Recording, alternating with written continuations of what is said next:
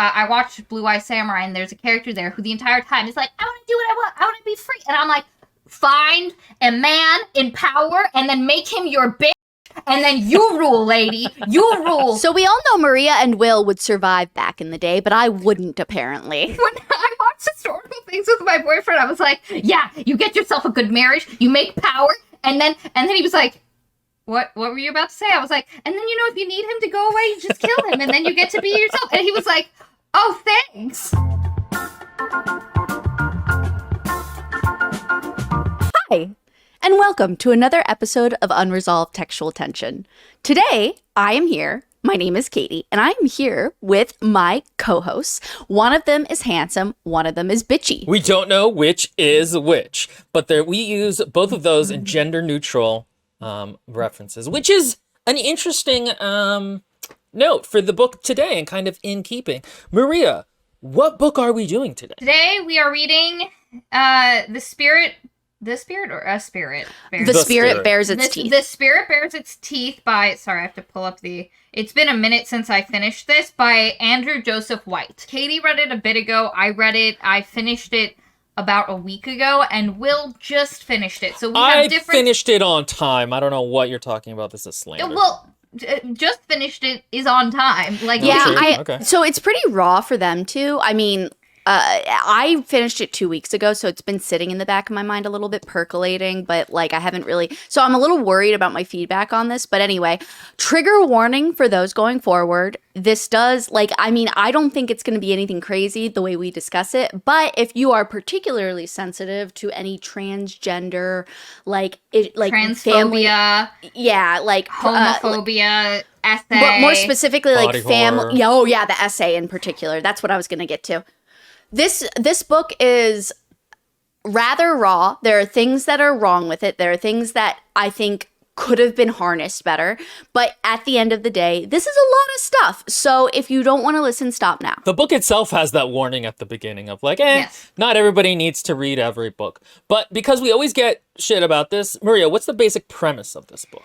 So this book is set in a fantasy world. Late Victorian, I want to say, Britain, where there has been, I'm just going to say this book has a too many things problem. Oh my God, we'll get there. Yeah. Don't go there yet. But in the premise, because I now have to mention one of the things, in this world, about 50, 60 years ago, people with violet eyes started showing up, and hauntings became, like the veil between the spirit world and our world got real thin, and people with violet eyes had abilities where they could, seance, converse with the dead, open up portals, close it, and originally it was a woman's job, it's female work, witch. But then of course the men took over. If you could do this thing, it got you power. So then Britain developed the Speaker Society, which was a society where only men were allowed to do spirit stuff, because they too could have violet eyes. Yes, they could have violet eyes. But only men were allowed to do it. If women did it, so too bad. And so women with violet eyes were prized for men who wanted to get part of the Speaker Society, because it was basically the most powerful society on the planet at this point. Men of the peerage and just in general to get a leg up in life would need to marry a woman with violet eyes in the hopes that their children would have violet eyes and they'd be able to create this dynasty thing. Which I would just like to interrupt for literally 3 seconds. Again, like Maria said, this book has a too many problems thing. This is the weakest part of the entire book, and it is supposed to be one of the fueling parts of the book. So we'll talk about our overall opinions in a second. But anyway, so within this setting, we have our main character, Silas, a trans boy who unfortunately, due to the society, his family, and everything, still has to live on a day-to-day basis as a woman, 16-year-old woman, and is getting ready to be married. His family is trying to set him up with people, which he desperately doesn't want because he doesn't want to have kids. There's a lot of horror about pregnancy and the idea of being used in such a way as a baby maker and a mother. And so Silas decides to disguise himself as a speaker to get the mark, so that he can then, once he has the mark of a speaker, he can go anywhere in the world, do speaker work. But then what he actually wants to do is become a doctor. But that goes terribly. His attempt to do this goes terribly, and he gets sent to a all-girls boarding school for, it's a sanatorium for... It's a sanatorium. Yes. Shutter For Island. women. And, Yes. and or a little bit of what's that? It's movie so that many the movies. The three of us watched it together. Sucker Punch. A little Hero Sucker Punch. Punch. Oh, God, are you kidding me? Yes, A little Sucker Punch. A little Sucker Punch thrown in. A little? Then there's a mystery about what happened to some girls that died, and AKA Sucker Punch? That's as basic of a premise as I can give you. That's about it. That's good it. enough. If you're interested in reading the book, go read the book. From here on out, we'll discuss it. If you guys have any suggestions for catchy titles that aren't transphobic here and are still cool though, be like that would be good, because I know I'm gonna have trouble naming this episode. Like trans person meets dead girl ghosts ? Exclamation point ? So if you have anything that's a little bit more classy, let me know. How would spirit powers make the Victorian era even worse for women? From left to right, or right to left, depending on this is mirrored. Katie liked this book the most. Maria, as always, is a centrist, which means no bravery or courage. And I, of course, am the correct one. So go ahead, Shut Katie. up, William. No. It's funny, actually. It's because Will uploaded his thoughts onto our Discord, which you can join. We'll have an insert. Maybe that'll be a good insert, William, later. But anyway, so I agreed with every single point William made. That's everything I thought as well. There are so many faults in this book. There are so many things that are oversaturated and that needed to be drawn back and like polished and put into repair. But that being said, my thesis is, if I had read this book with my eyes in a book written, I would not have liked it at all. Like I don't even like it as it is per se. That's a weird term to use. I don't like it. It affected me deeply. But that does not mean I liked it. I would never reread it, if that makes sense. That being said, listening to it is the way to do it, in my opinion. Because I think the audiobook narrator did so many, now whether or not it was his choice, or a director's choice, or the author's choice, whoever choice it was to make the choices they made, in the way the narrator decided to do like very subtle, very nice things that actually created another layer of sophistication that I thought was almost more important than the book itself. Because the narrator himself, at certain points, changes his voice to accommodate for specific effects, considering the transgender, like back and forth.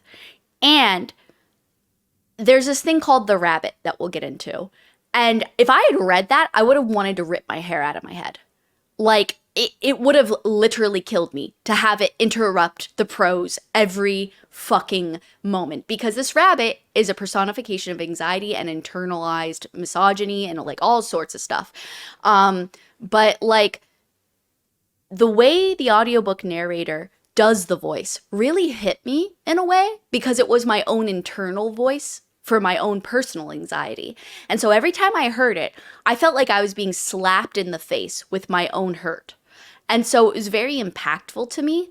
And I'm going to try to, at some point while Maria and Will are talking, just to jot down specifically what the audiobook narrator did with changing his voice. It was like the way the softness went when he spoke for the main character, speaking to other people to make it more feminine. But then on the internal side, it was more masculine. But then when they finally fully like represented themselves as masculine on the outside to other characters, it turned masculine with specific characters that knew they were trans.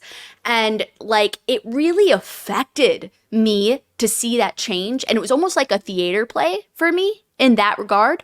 And the rabbit in particular, really, really, really, the voice was so frantic and so panicked and so perfect that I just that's what actually did it for me, was the audiobook narrator's persona, like their portrayal of the anxiety, the internal rabbit, was what really sold it for me.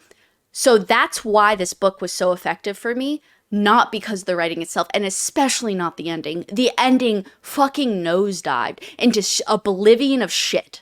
And I think it was so gimmicky and so dumb And can I just say, I really wish, spoilers, Silas died. I really thought Silas was going to die. And there's a whole other thing to that, but I'd like to hand the torch off to one of you two. I also have a bunch of things I want to foreground about how I'm going to talk about the book before I even get to my opinions on the book. So you go ahead and go next. Really quick, Courtney Lovett said, for anyone who read it with their eyes, how was the rabbit written? Was it formatted or italicized? Oh, yeah, see? So it was indeed italicized. I am in the position of I physically read and listened to the audiobook for this book. And so I was going back and forth, and one of the things I have to say, so as far as how it was formatted, the rabbit's dialogue and thoughts was italicized and always separated into a separate paragraph. So even if it was like where normally it would have just been one paragraph of description, where like Silas is thinking something, and then instead of having the rabbits within that, it would just separate almost like a different line of dialogue. But was it all bolded? No, I think it was just italicized. That's a poor choice. I mean, it worked well enough. I will say the rabbit was actually less obtrusive in the book than it is in the audiobook. The voice and the intensity of the audiobook narrator makes the rabbit a much more impactful and present, because in the book you read it and you just go past it. You're like, oh, here's some italicized fear. So I actually think it's the exact opposite. I think you notice the rabbit way more in the audiobook. It's much easier to gloss but in a good past way. it. Yeah, absolutely, in a good way. I liked the audiobook narrator is absolutely fantastic, but Katie mentioned that one of her fears was that had she physically read it, the rabbit would have been so annoying. And actually, you kind of just, it blends in and you don't notice it as much. That's worse. So it doesn't hit as hard. It's much easier to ignore the rabbit in that context. So as far as how I felt about this book, I think this book does some things really well. And there was, for me, a readability to it, especially in the first, I want to say, 60%. Now, one of the things we're all going to talk about is there is a lot of internal thought and navel gazing. And part of this, I think, comes from the fact that this is being written from a 16-year-old protagonist. And one of the things and one of our patrons mentioned this, that in modern YA, the teenage characters are very navel gazy.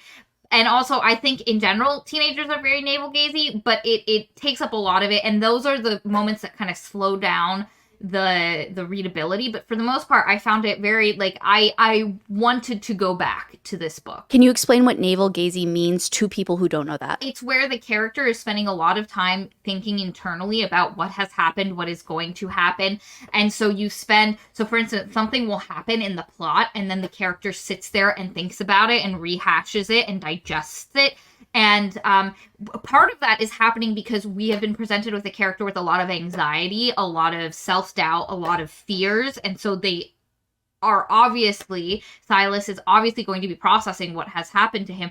But I think it could have been done better. It does slow down the plot a little bit. But I found this very readable. I finished it very quickly. I think there's a lot of things. Descriptions are really interesting. The author does one of those things where he gives his character a, like, special interest / thing that they're into, and it affects how they look at the world, which makes a lot of sense. Honestly, what are the better aspects of it? It doesn't just feel like, and not to bring ACOTAR into this, but it doesn't feel as surface level as Farah being like, I like panting, and then oh my god, never, like, or Tobias from What's Its Face, who's supposed to be a painter who hasn't been able to paint, and like we get 2 scenes where he actually thinks about, Silas's interest in surgery and being a doctor and a surgeon reflects in how he thinks about the world in his positive descriptions of things and negative descriptions of things.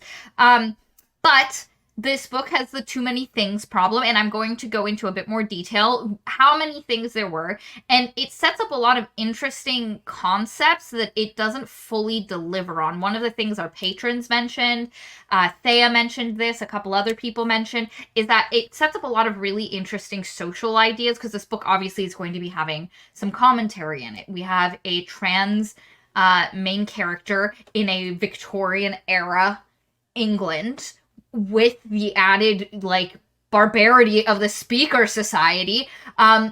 and it toys with interesting concepts like how do you deal with someone who in your childhood was kind of supportive of you, but then slowly as they get older and they deal with the world, draws back, and the disappointment of the slow degrees of being let down. And then it takes what could have been a really fantastic looking at two characters in this interaction, and it just bashes it over the head. The ending is a blender of all the themes put in and then just like chugged down. It has that, but there was a lot of things that I liked. There was a lot of small moments. It's a really good the way it our main character is autistic, and how Silas interacts with the way he sees the world and the way he interacts with it, and then when he meets a character who also is autistic, and like I liked a couple of those small moments, and also the descriptions are really good. Like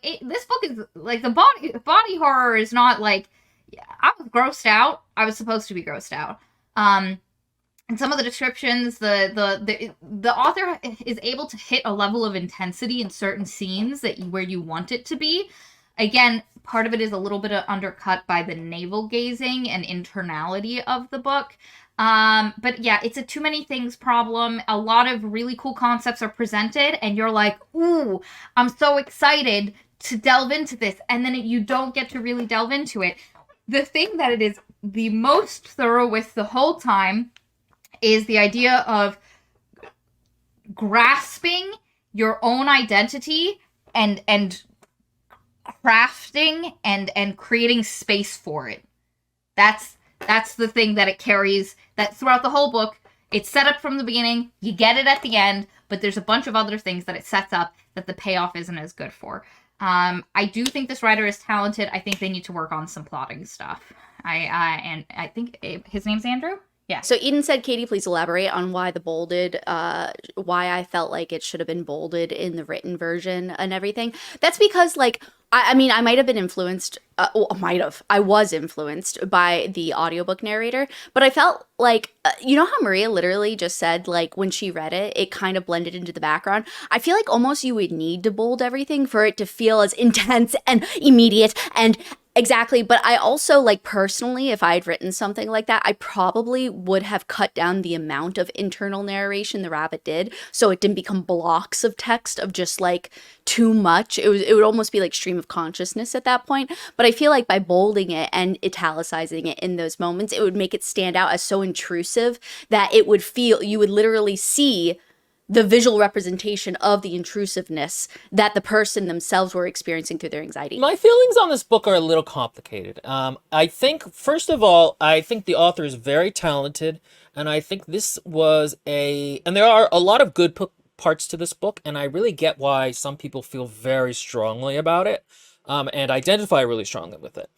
I think that it's one of those books where the author is really close to the material, and that both gives you like a raw intensity to the book, but it also makes it a little bit less coherent than it could be and leads to sort of like other problems that we'll talk about as we go through it, in terms of like it's a very strong id but not as strong an ego, super ego kind of Freudian thing. I do want to note a few things about the book. This is going to be one of those books that like I mostly complain about, but like it's kind of fine especially if you're into the material. Again, I think part of the problem, and I mentioned this in my thoughts, is that the end of the book is by far the worst, and so it leaves a really bad taste in your mouth, and so like it's hard for me to remember things about this book I like because it's just been so tainted by the end.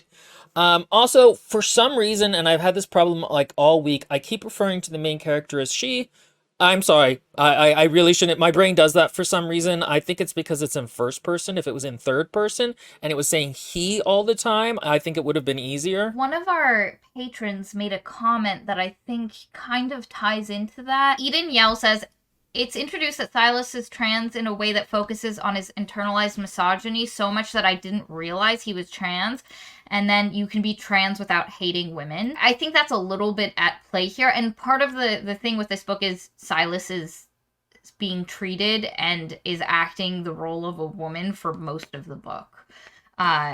So that might play into it. But I do think it's a little bit of how he interacts. I actually do think it's something to do with the book because Daphne, another trans character, I always use Immediately. female. Yeah, so I'm not really sure what's going on there. I apologize. I don't mean to misgender people.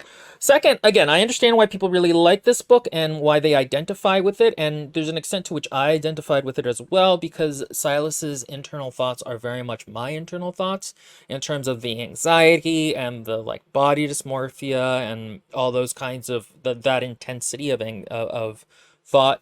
The other thing is that I'm going to be maybe a little bit easier on this book than I would be on other books because the author is writing about this is a YA book for not for trans kids, but like I'm sure a lot of trans kids will get a lot of strength from this book. And so there's an extent to which it's okay that this book is not as nuanced as it should be. Like one of my problems with it is that I swear to God, I think Silas has a gender studies master's in it. Like everything he says is always the most political. He's very clearly the mouthpiece of the author. And so like there are times where it's like, doesn't make sense, but I get it in that this is trying to be, you know, the hero for these people. And then also transness in real life is very misunderstood. So you could see how the author, because books are a conversation between reader and author, could be like, my audience is not necessarily going to be able to parse what is internalized transphobia and what is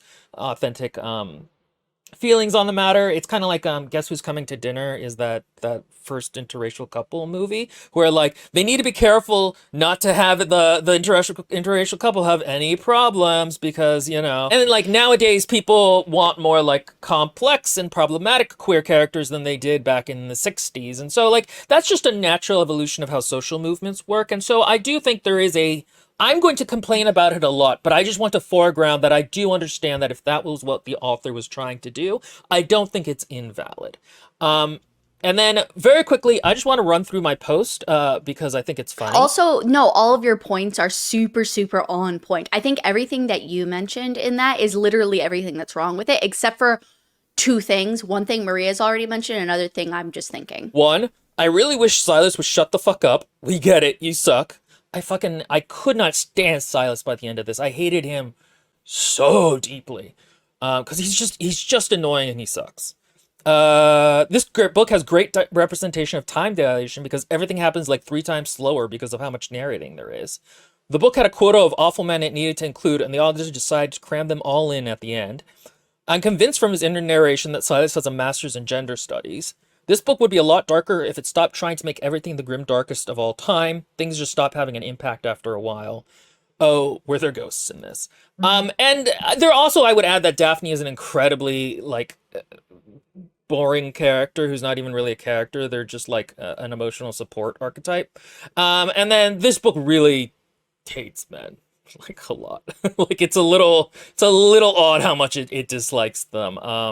But yeah, I think those are overall kind of my feelings with the book as a whole, and we can get more granular as we go. And it's funny because a lot of the issues that we've brought up, so I'm going to bring up Thea because I think Thea is a really good example of someone who started this book thinking it was going to be like ultimate favorite, really enjoyed about 60-70%, and then had critiques, and then the end was so bad that even someone like me, who from the beginning I was like, oh, you know, this is good, it's very readable, but I have some issues with it, and the ending I was like, what the heck happened? And then like that's how intense the ending is as far as a letdown, that like even someone who went into this being like, this might be one of my new favorites, was like, how'd you miss the mark so hard?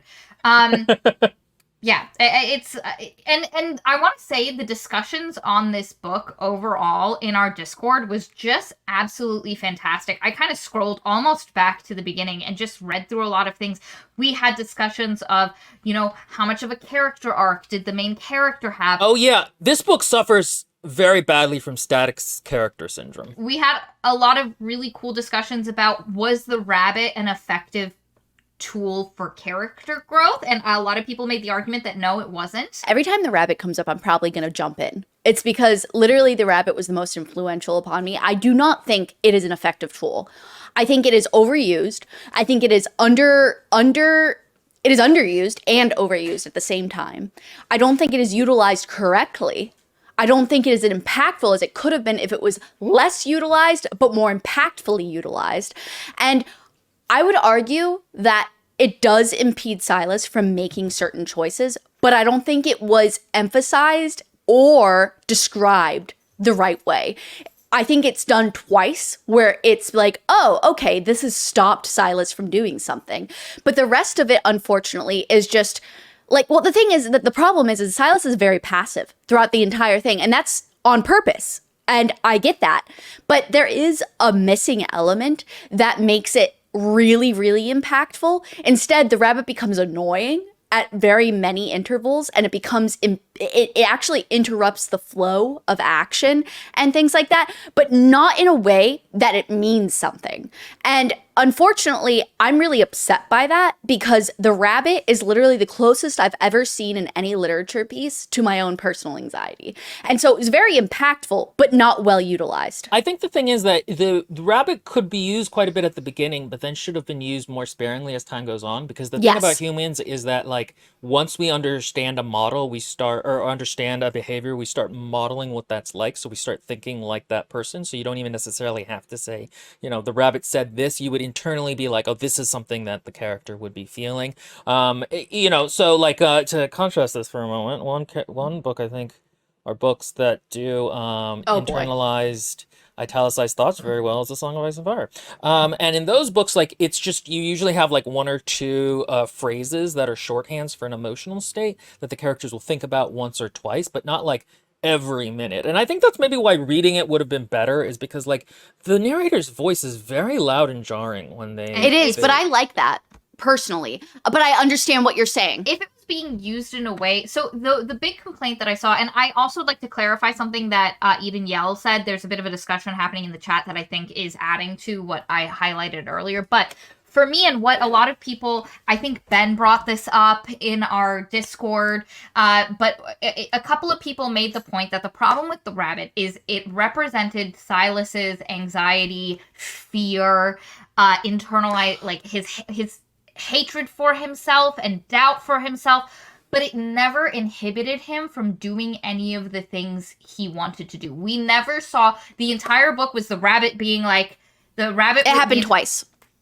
But that's not enough. Yeah, but I mean, in the first chapter, Silas does something insanely dangerous and putting his life at risk, and the rabbit's like, no, and it's not like that we got to that halfway through the book where he finally is able to be like, no, rabbit, I'm gonna do what I need to do. I like, you're there, I hear you, but I'm going to do it anyway. From the first chapter, he ignores the rabbit and does what needs to be done and what he thinks he needs to do. It never keeps him from doing anything significant. That's what's so strange, though, is I feel like the last chapter should have been the first chapter should have been the last chapter. Like, how did he have the chutzpah to go out and do all that stuff and then get like super cramped? I mean, like, I get it. Static character syndrome. It really is. This character does not change throughout the book. They start in one place and they end in the same place emotionally and in their understanding of the world. But also the rabbit is supposed to be, like, it's explicitly told to us multiple times that it's supposed to be her tutor's,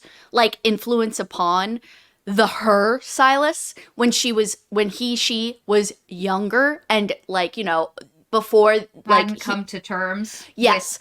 Hadn't realized. And so, like, it's supposed to be the rabbit is, what's the word I'm looking for? It is polluted. Annoying. It is, well, yes, but it is polluted by two different things that they're saying that the author is saying it's doing.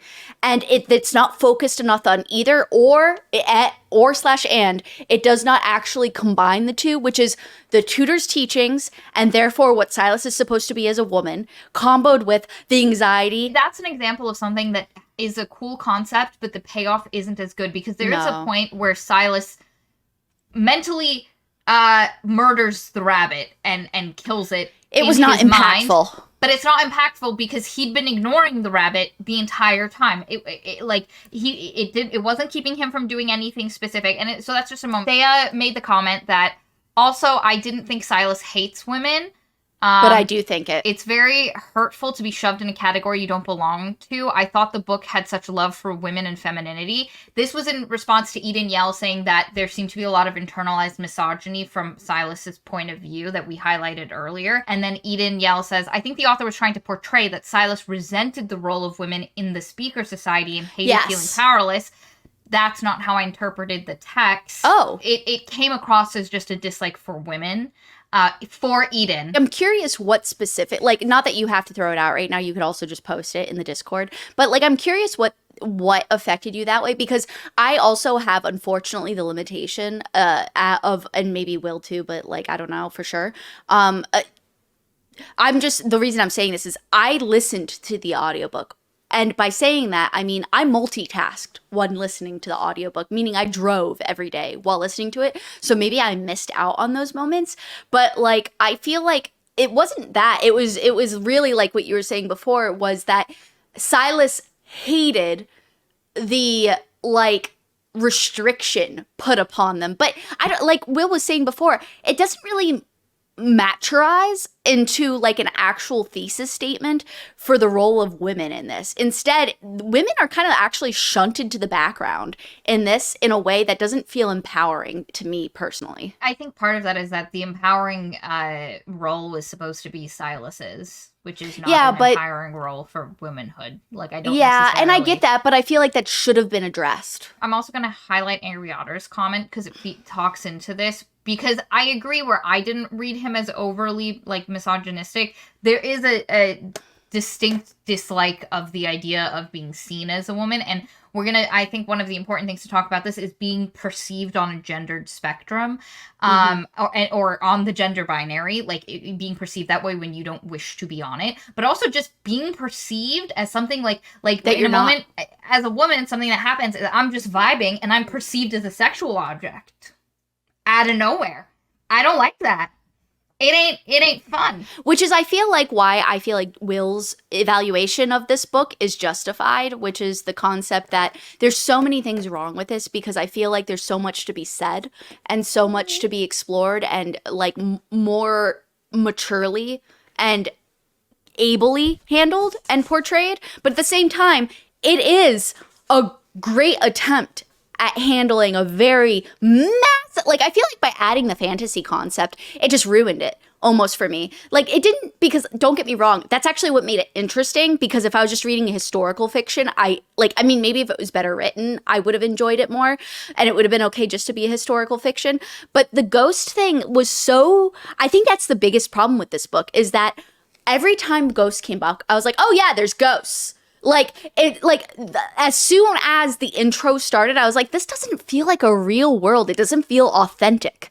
And then the more we got into it, I was like, this world feels so shallowly manufactured, and it doesn't really feel like a real world with ghosts and like rules about ghosts and stuff like that. The problem with it is, from a world building standpoint, if you do something where you take the Victorian era England and you add actual supernatural ghost powers, ghosts being such a common presence that there's an entire society designed with dealing with hauntings, and that it has to impact society on a starker level than just women are getting treated worse than they were before. Because it's not like if people thought women were witches before speakers came up, they were being treated well. We burned people at the stake just because they had too many cats and didn't get the Black Plague, and so we thought they had magic. They had too many cats. No, it is. One of the reasons a lot of women, old, like, ladies who lived with too many cats, they didn't have a lot of rats. Do you know how the Black Plague spread? Fucking rats. So people were like, look at this lady, she's sick, we're dying. Wait, are you serious? Is this like a real thing? Yes. Society was real good at being shit to women before. It's why witches and cats are always seen as a cultural marker. The way that society would be impacted would be way more intense than just, oh, we brought back some older execution things and we have our laws of when women are allowed to marry get bent because of speaker society. It really should have felt like something that permeated everything. And there were complete times in this book where you forgot that the ghosts were there, and then they'd come in and you'd be like, oh yeah, this is a cool concept. And similarly, the sanatorium highly underutilized. Highly underutilized. Oh my god, that is a understatement. The sanatorium's shit. Like, oh god, I'm starting to get really angry. I'm sorry, continue. Wait, we've talked a lot. Will, continue with your overall thoughts. I would like to start the plot recap. So the book starts with Silas, and he is dressing up as a boy because he's going to go to a meeting of the Speakers, which is the society that we were just talking, or we will be talking about, because I probably cut that part into right after this, that dominates society now, where they can speak to the dead. They have violet eyes. Women are treated as broodmares. Wow, so different. Okay, so all right, I guess fine. I will say my opinions on what we just talked about. Yeah, the problem is, and the author mentions this at the end of the book, that a lot of the things that they're portraying weren't really done at that period to women or queer people. They were done to racial groups, like in terms of the medical experimentation. And so this book has a little bit of a trauma thing where it's like, it reminds me a little bit of Book Eaters, which is like, oh, what if there were vampires who ate books? And the answer is women get like women's lives suck more. And you're like, wow, that was a weird kind of decision to go into. Towards the end of the book will drop this really juicy idea of the ghosts are, because there are ghosts now, people who suffered in life are coming back for their revenge, but like on a colonial scale. Like this is happening now. They mentioned in plantations in the South of America, American South. And I'm like, oh, that is such a cool idea, but that's way cooler than this one. Yeah, again, this book is like, there are ghosts. There don't need to be ghosts in this book. The ghosts exist so that the women can be mistreated really badly. You know those interludes, the one that it started with, the very first chapter, and then it continued? Who is the person being cut open? It's Ellen. The first one isn't Ellen. It's Mary's girlfriend. I assumed all that. Yeah, so Francine. Yeah. The first one was Francine, and then it was Ellen, and then it was Ellen and Francine. Mistake number one. I thought the way the audiobook went wrong, I thought that was Silas. And I thought this was all going back in time. Yeah, it's supposed to be a twist that it's not. No, that's not a twist. I needed Silas to die. And I mean it. I thought Silas was going to be murdered, and that their ghost was going to come from beyond, and it was going to be a new era of Broken Veil as the plot went on. And I thought it was going to be a Broken Veil, Silas, the anger of two of both worlds coming through. The revenge. Yes. And when that didn't happen, I was angry. I was actively upset. Disappointment. The ending. Luckily, I did not have that expectation at all. Yeah. So the book actually opens with what Katie was just talking about, which is a ghost point of view. Also, there's a wedding that Thea mentions that he's going to his brother's wedding. I just forgot. The important part of that scene, going to his brother's wedding, is to set up two things. Number one, Silas is autistic, and the way he interacts with the world is very different than the people around him, and everybody around him wants him to react and act the way they do with everything. And weddings with lots of people, especially in stressful situations, is very hard for him to handle. And all of the ways that he can comfort himself or deal with those things are denied to him because the rest of society is like, no, don't do that. So like comfort stims, like hand waving, shaking the hands, or just like tapping, nail biting. Don't do not that. liking certain food textures. You can't do that. I feel that. You have to act like everyone else. So it sets up that. The other thing it sets up is Silas's relationship with his brother. Now, this is, at the start, one of the most interesting aspects of the book. Yes, literally the most interesting aspect of the book, which is thrown into the garbage and burned. What it is that George is Silas's one defender in his childhood, and the person who allowed him to be himself, and the person who also looked at baby Silas and told him the story of a surgeon who was a great, well-renowned surgeon. Everybody loved this guy, super cool. And then when he died, they found out that it had been a woman's body, but this man had lived his life as a man the whole time. Everybody considered him one, and told Silas this story with the intention that Silas would be able to put his discomfort with being forced into a woman's role into perspective, to open up the idea that maybe I am a man. Maybe I am a boy. And not just that because Silas was having those thoughts, but to say that this is a precedent. There is something in this world.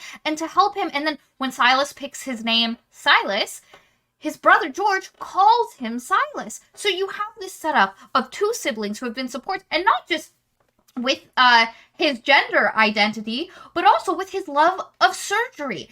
George has gone to school to be a doctor and a surgeon, and literally took little Silas to the place where he did his stuff so he could watch stuff. Silas then sneaks out and does a bunch of things, gives him textbooks, supports his love of this. And for Silas, it feels like the one place in the world he is able to be himself. And the way the brother is handled later in the book, which we'll get to at some point, it's weird. It's very strange that the author decided to do that. Like Will said before, or whoever or both of you said, the author really just hates men. I was downstairs getting water. But like I heard it. But no, that like it's angry making. It's Silas's brother, and it's another character that we'll get to at some point, where it's suddenly they become the villains, and it's like, I'm sorry, the world is not actually black and white, and that's literally what the main character is dealing with, and I just don't feel like it represents the spirit of the book. And the thing is, I'm okay with his brother having supported him when he's young, then having gone off and been like, oh, maybe that was a mistake. Maybe, you know, I might. Because again, you live in a very transphobic society. Maybe they felt like, oh, I've opened him to all these things that weren't good, or I've made it worse. And then there's an arc of maybe the brother coming back and realizing, okay, this is a new kind of my new understanding of it. I think that would have been really cool, because one of the things our patron said is that often the family members of gay characters are either super supportive or super terrible, and so they kind of liked a little bit more nuance at the beginning there. And you do think there's nuance, because he meets his brother, and his brother is like, he all of a sudden feels all this comfort because his brother doesn't have a problem with his flapping his hands at the wedding or whatever he's doing. Calls him Silas, like yes. When Silas appears to him in this uncomfortable dress that he's been squeezed into, also, I don't know why we persist in thinking tight lacing is a thing. Tight lacing, nobody was tight lacing a 16-year-old to go to their brother's wedding. Tight lacing. Oh, I don't know this really. The amount of corset slander that goes on in literature is crazy. Corsets were just bras. Wait. So this isn't a thing? Like, you know, no. Elizabeth Swann in Pirates of the Caribbean, that's not a thing. A lie. Women were not... Do you know when women in the Victorian era went bicycling, they wore specific bicycling corsets? All a corset was a way for you to modify your body to match the current silhouettes. It might take an inch off your waist or a little bit, but it was also... Let's say you were a woman who had no hips, and big hips and a big booty was the thing. You got a corset that went out like this, and then you stuffed it with some padding, so even though your body didn't have the silhouette of what was fashionable and in vogue, you could dress yourself in clothing and undergarments so that you did end up with the silhouette. It supports your back as well, from what I understand. It makes you stand up straight in a way that's very helpful. I literally wear basically a corset every day. I wear a back brace underneath all my clothing to work, and it feels great. That was corsetry! Don't you feel oppressed right now? Aren't you like, oh, the male gaze? And what's funny is the book, at the end, the author's like, I worked with a queer historian to make sure it was all very accurate. I'm like, well, that queer historian missed out on Anti-Corset Day. The one time I got fitted for a whalebone corset, I really, really actually am upset that I didn't buy it because it was so comfortable. But no, wait. So just on a conclusatory note, the scene in Pirates of the Caribbean when Elizabeth Swann falls because she's fainting, that's not real. People didn't do that. You were supposed to be comfortable. You were supposed to be able to breathe. Servants wore corsets to clean. They weren't passing out. The entire society would be at a standstill if women were always just passing out all the time. Yeah, corsets generally, I think, go to the natural waist, which is an okay amount for you to be able to bend. I actually know a lot about this because I have to do a bunch of armor for my Warhammer miniatures. Oh, yeah. So, there's a very specific place that they go to help you move around. So, again, this book is just like, oh, it's a... Also, women's fashion is sometimes liberating, for example. Yeah. So, those big flouncy skirts we think of, the huge hoop ones that were like, oh, men put us in terrible things. No, women love those. Men fucking hated those things because it was a way of them controlling their personal space. Yes. Your body was protected by, there was a lot of ways where... And also, corsets were a way, back in history, we didn't have to force our bodies to look a certain way. because of what was in vogue. You used clothing to get the silhouette, and corsets were part of that. If you didn't have big boobies, you just padded those sons of bitches with some, if a big bust. This needs more attention. The fact that you both knew this and we've never encountered a situation where I've been elucidated to this is crazy to me, because I genuinely thought it was real. Tumblr University. I watch a ton of costume historians, tons of costumes historians that go into this. Morgan Donner, Bernadette Banner, Lady Rebecca Fashions. I have a ton of them. People just got it wrong, and every time I see it, I get a little bit angry inside.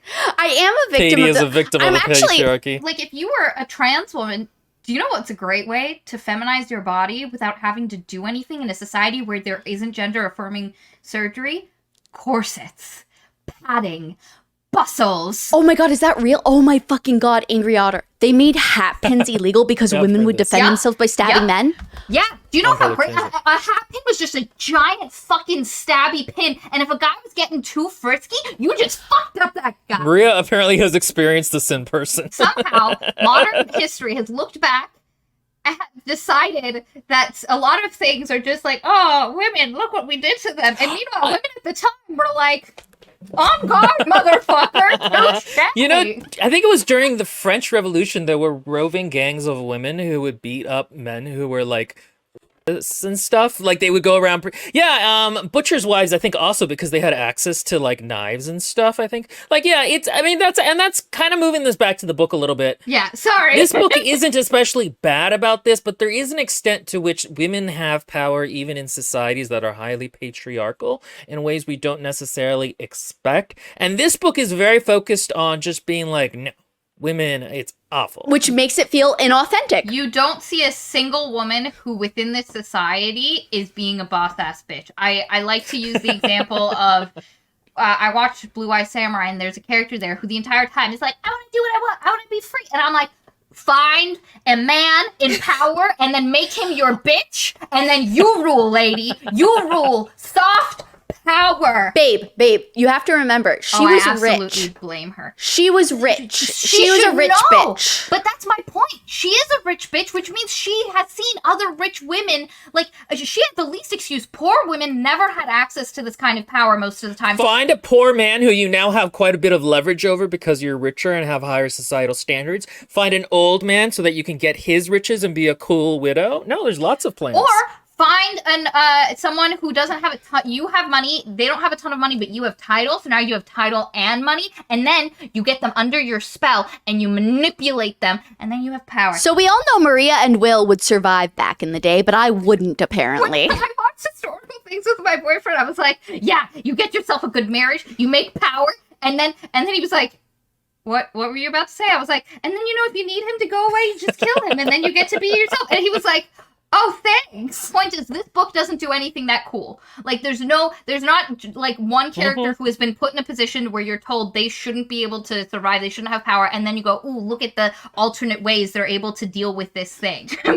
Angry Otter says, Maria's Victorian Angry dominance. Otter. Angry Otter. This is the dark side of Maria being a senator's wife. Going back to it, in this meeting, there's a moment where Silas and his brother are talking, and again, you're like, oh, okay, his brother's a cool dude, he gets him. You're a little bit like, that seems a little bit anachronistic of a view, but the thing people need to understand, and again, the author says they have worked with a queer historian, so I'm assuming some of this stuff is accurate, but also from the way that the author immediately wanted to jump to the most oppressive form of this world, I'm a little bit iffy on them. Trans people now, we think of society and culture as a movement towards enlightenment over time. And this is largely true, but there are like eddies and back currents. So for example, in right before Nazi Germany, Berlin had one of the foremost colleges on the study of trans people and gender, and they were like accepted there, and it was known as a thing. There's What? I didn't know that. they burnt it. They burnt all of the science, research, documentation about trans people. Part of the idea in modern society that trans people just popped up out of nowhere is because Hitler literally burned the evidence of, in Europe, just before the war. Library of Alexandria of it. Basically, yes. I'm just gonna say it, and I don't care how many people disagree with me. Hitler, not a good guy. Not a good guy. I'm gonna stand Really, by you don't that. say. Fuck that guy. I remember seeing also there was this one headline of that was GI goes from World War II. GI goes to save his country, comes back and wins homecoming queen. Like because it was like he was a trans woman, and like so that's or it's kind of the way that cross dressing has like always been a very big thing in Britain, but now it's viewed as this controversial thing because conservatives are weaponizing it. Really? Yeah, there's a long history of humor in cross dressing, which is not explicitly untransphobic because it can be, but it's also just like now if you think about how they're like cross dressing is grooming, it's like actually men did this actually quite a lot and it was not viewed as a problematic behavior for comedy. But anyway, so again, this is one of those things where I don't think it's a illegitimate choice to make your society very sexist to make a point, but this book feels like it's trying really hard to do that more than I think really helps the story really. Because again, this book has a problem where everything is the most grim dark, and towards the end, you're like, none of this is having an impact. What Will just said, everything is grimdark. That's, I guess, like, if I were to personally feel like this book has a thesis of what's wrong with it, I would say that's the umbrella term for it. I feel like the author always turns to the most negative, like, portrayal of each thing. And unfortunately, again, like I said before, that ruins the authenticity of this world, and it becomes very shallow in the way it's portraying things, despite the fact that what it wants to portray is something very important. We're still at the first scene. Yes. But To go sorry. through this really quickly, what happens is Silas is a bit upset with his brother because his brother is marrying a lavender-eyed woman to get into the Speaker Society, and him and his brother hate the speakers and talk shit. And so to see his brother engaging in this thing that, especially for Silas, as a seemingly woman with lavender eyes, is the absolute horror to see his brother doing this with another. And even though it's a love match, being very frustrated by it. And his brother having to, this is one of the first moments where his brother is actively choosing not to support Silas because there are other things happening. There's also the idea that he hasn't seen his brother in a very long time since he left. This is the first time he's seeing him. And so this is the beginning of what we described earlier, which is as his brother is entering society, entering the world, getting other responsibilities, his support of Silas is going to wane, and Silas is going to be let down a little bit at a time with his brother, which again could have been really fantastic. But anyway, the wedding happens. Silas does not handle some stuff well and has to leave. But basically the outcome of this is his mother had made a comment that they were working on a match for him to get married. And Silas is like, this is it. I have to get out. I have to get rid of this now. I need to know, people need to not think I'm a woman. I ain't here for this. And so his plan is to take clothing that his brother gave him, and dress up as a boy who's supposed to be getting inducted, thank you, into the Speaker Society this night. There's a big party. It's a fancy dress party, so you have to come in a costume, and all the speakers and Speaker Society is going to be there to see this kid get inducted. But the kid is one of a couple, and this one guy's sick. So Silas thinks, I will pretend to be that person that we know is not coming. I will forge speaker documents, a skill never brought up again, ever. Being able to forge documents in a way that really works is a skill, and it should have come up at another point in the book, because if you could do it that well, you should have been able to do it at some point, faked Luckenberg's handwriting for some reason. Yeah, exactly. Why not just be like, yo, Silas is, well, not Silas, but Gloria is freed. Oh, by the way, that is Silas's birth name. Anyway, Gloria is free to go. She can fuck off. Luckenberg sent us a letter. Anyway, and so, and the other thing is, please note, Silas knows that his parents are going to be at this party, where he's going to try disguise himself as a boy, and for him, it feels like coming home because he gets to present himself the way he would like to. But he's going to try disguise himself from his parents, do an induction ceremony, and anyway, so this feels like a last ditch real desperate effort, and unfortunately we have not spent enough time with this character for this drastic of a move to feel justified. This feels like a mid-book climax or a third of the way through the book kind of There at least thing. needed to be one more scene of him just chilling at home, like to set up the status quo before he goes and does something crazy. There's two things I want to say. One thing is about Daphne's father, which we'll get to when you get to that scene. But the other thing is Silas's father.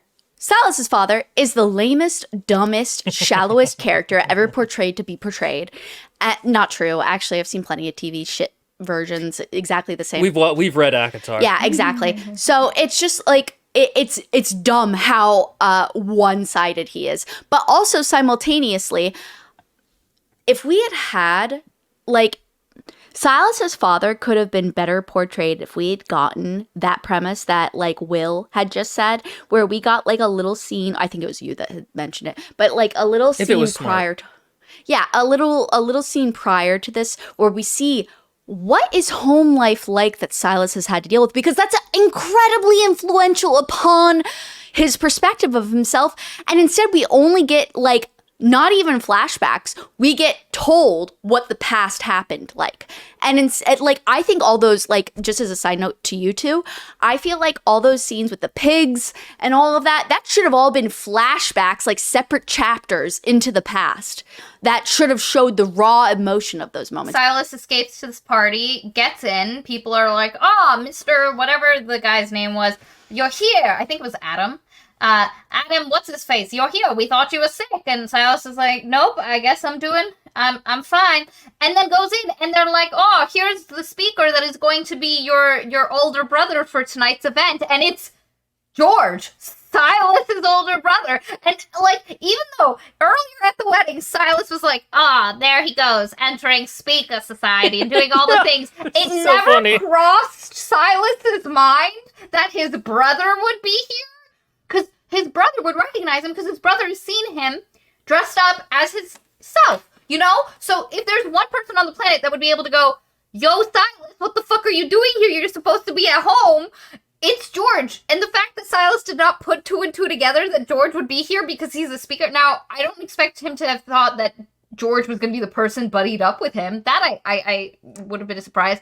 But the fact that he didn't think George would be there at all is wild. Why didn't Silas just burn himself on the hand with the fucking thing instead of going to a ceremony? Yeah, he mentions that's a possibility later, and it's kind of weird that, like, because Does he? no, at the time he's like, "Oh, if this doesn't work out, I can always just brand myself on my own." No, just and brand yourself. Why would Yeah. you go in front of everyone? I'm sorry. All you need is a symbol, which is everywhere, and you make it, and then you burn, like, and then treat it and just hide it. And also, you then have violet eyes, and so it's like, okay, cool. People are gonna believe that I'm a speaker. Yeah, how is that actually the way that you actually get inducted? Like, there should be like spirit energies woven into it or some shit, something to make it authentic. Because how the fuck else? The outsider's mark from Dishonored is what you're saying? Yes. What I've been watching. I've been not only listening to Dishonored soundtrack music, but I've also been rereading fan fiction from it. You know what So would have been so cool? It going on this, but you know how they have the haunting items that have a spirit Yes. that's attached to it? What if when you are branded it, like your symbol became a haunted item and it was your ghost partner that was your tool in dealing with... Listen, that's way outside of what this book wanted to do. Way It would have been so outside. cool. Would ghost companion be? And then like Silas would have been like, "I'm a guy," and the ghost's like, "Absolutely, I'm dead. I don't care. You do you, Pikachu. Let's oh, go." stop it! You just Ghost upgraded buddy the book cop. instantly. But listen, the book had no interest in doing that. That would have been if we actually did like ghost stuff. Like, Yeah, well, that's the thing. That's part of the problem with this book is there's no ghost shit in it. And that would have been cool, even if it's not something like Buddy Cop Ghost, like if the ghost kind of came in and out and they could talk to it at times, or later they figured out, like, that would have been much more interesting. Or even like the bunny is the ghost. That would have been kind of cool too. Or something having to do with that being a physical presence instead of just a manifestation of anxiety. So it was the manifestation of anxiety. It was the rabbit, but then the rabbit, when comboed with that mark or whatever, becomes a spirit. And Silas doesn't know at first because he thinks it's its own internal voice. But as time goes on, he realizes that, oh my God, it's the spirit. And it gave birth to something. And so because he realizes it's the spirit, is like, well, you could go one of two ways, really the negative way, or you could go be like, all of a sudden it's more empowering. And it's like, wait, why aren't you doing this thing? And all of a sudden the bunny or the rabbit becomes an empowering voice because it's the spirit instead of the internal restriction upon himself. And anyway. Yeah, no, there could have been a lot done there. Chris M says it's not a speaker mark, it's a medium mark. The speakers have silver rings to mark their membership, if I remember. But That's whatever. even dumber. 'cause you could The just steal medium a mark ring. is so that you can be a medium anywhere in the world. It's an easy way to travel if you have that mark. Anyway, George is like, okay, this is a really dumb idea. What are you doing? Mom and dad are in the thing. And Silas is like, oh, anxiety. this is my one shot, buddy. I got to do it. And George is like, okay, I won't say anything. And normally it's just like you have to open to the spirit world and like do a thing. But today, the challenge for our boy is that he needs to open a hole to the spirit world so they can execute a woman who was in prison because she shouldn't have been doing spirit work, and she was doing spirit work, and how they're So executing extra. her is putting her head into the spirit world, which is freezing, so that her head freezes and she dies, and he needs to be the person to open it during the whole period to murder her. What a weird induction. Very I don't feel like that's like literally having your dessert and eating it too. What is it called? Having your cake and eating it too? Yes. Like, that's too much. So this would have worked better. How to have the scene, because unfortunately the scene feels like it is supposed to be very impactful for Silas because society sees him as a woman who if they found out does spirit work, would be in this fate, even though he's not a woman. That's how he would be perceived. So in this moment, he is facing a potential reality of punishment that he would have to deal with. Unfortunately, it feels like something that the author was like, ooh, wouldn't it be interesting if he came face to face with this reality? So that's why it happens here. If we had a version of this book where he doesn't go to a sanatorium, but this speaker ceremony does work, and he had to be in the speaker world and keep people from knowing, this would be a great halfway point of the book that makes him go, I can't do this. Or, like, what if he actually, because he doesn't actually let the woman be killed. Oh, I see what you're saying. He pauses it, like, he stops it. But if this had been in a story where he does have to get trained as a speaker while he's still trying to become a surgeon, and he's hiding these different aspects of his life, and then there's a big God, that's party, a different story. and they have a at a big party later in the thing that mirrors his induction ceremony at the start. They do this public execution, and he's like, oh my, and they ask him because maybe he's actually really good at this stuff. Or maybe he's suspicious of him a little bit, so he knows he needs to buy to do in. something Or like this. Yeah. Exactly. Like maybe Silas has made too many comments about, does it really hurt? escalation. Yeah, does it really hurt if we let women do this kind of thing? Anyway, that's not what happens. It happens at the beginning of the book during the ceremony, and so he opens the portal, they stick the lady's head in, and then Silas is like, I can't do this, closes the portal, the lady pops out, then one of the guys holding her, so one of the speaker people holding her kind of lets go of her, and then she pulls out a sharp piece of something, slashes that guy across the stomach. That's so dumb. And then she gets like hit, I don't know, something happens to her, but basically we end up with a speaker, an innocent man, and Silas is like, oh my god. His guts pulling out. Silas is like, oh my god, I did this because I started this thing, could not finish it. This man who was just standing there is now dying. So then Silas and George jump into we're surgeons mode, and Silas literally takes this guy because his intestines are perforated. So before they can sew him up, they have to deal with that. So Silas literally sews up his intestines. I liked that Silas became possessive over his own patient because it was his first patient. Yeah, I think it helps speak to something to do with autism. Yeah. There's an extent to which this is almost like an obsessive thing for Silas. An idea of completion. I start a thing, I would like to complete it. Yeah. That's what I meant. That happens several times. Yeah, I didn't say it in a problematic way that Maria covered up. Okay, go ahead, Katie. No, you didn't. But it also is a comforting role to fall into. In this absolute moment of chaos, here's something Silas knows how to do, knows how to handle. It's black and white. Here's what we do, baby. We can enter a comforting but challenging set of behaviors that we know how to do. So he plunges in, he does it, and he's like, oh, this is great. Like I'm doing the thing, I'm doing it, his stitches work. And then an actual other doctor is like, my boy, step aside, I'll handle this. And at first he's like, no. And everybody thinks he's just like, it's been a rough time. But eventually George gets him to step aside. In this moment, George should have been very, very proud of him and been like, oh my God, Silas, you're a real surgeon. And that's what should have fucking happened. George is like, okay, you do George lets Silas do the intestines. George could have been like, no. He was like, no, you got this. I know you know how to do it. Not enough for me. The speakers are like, George, you should have told us if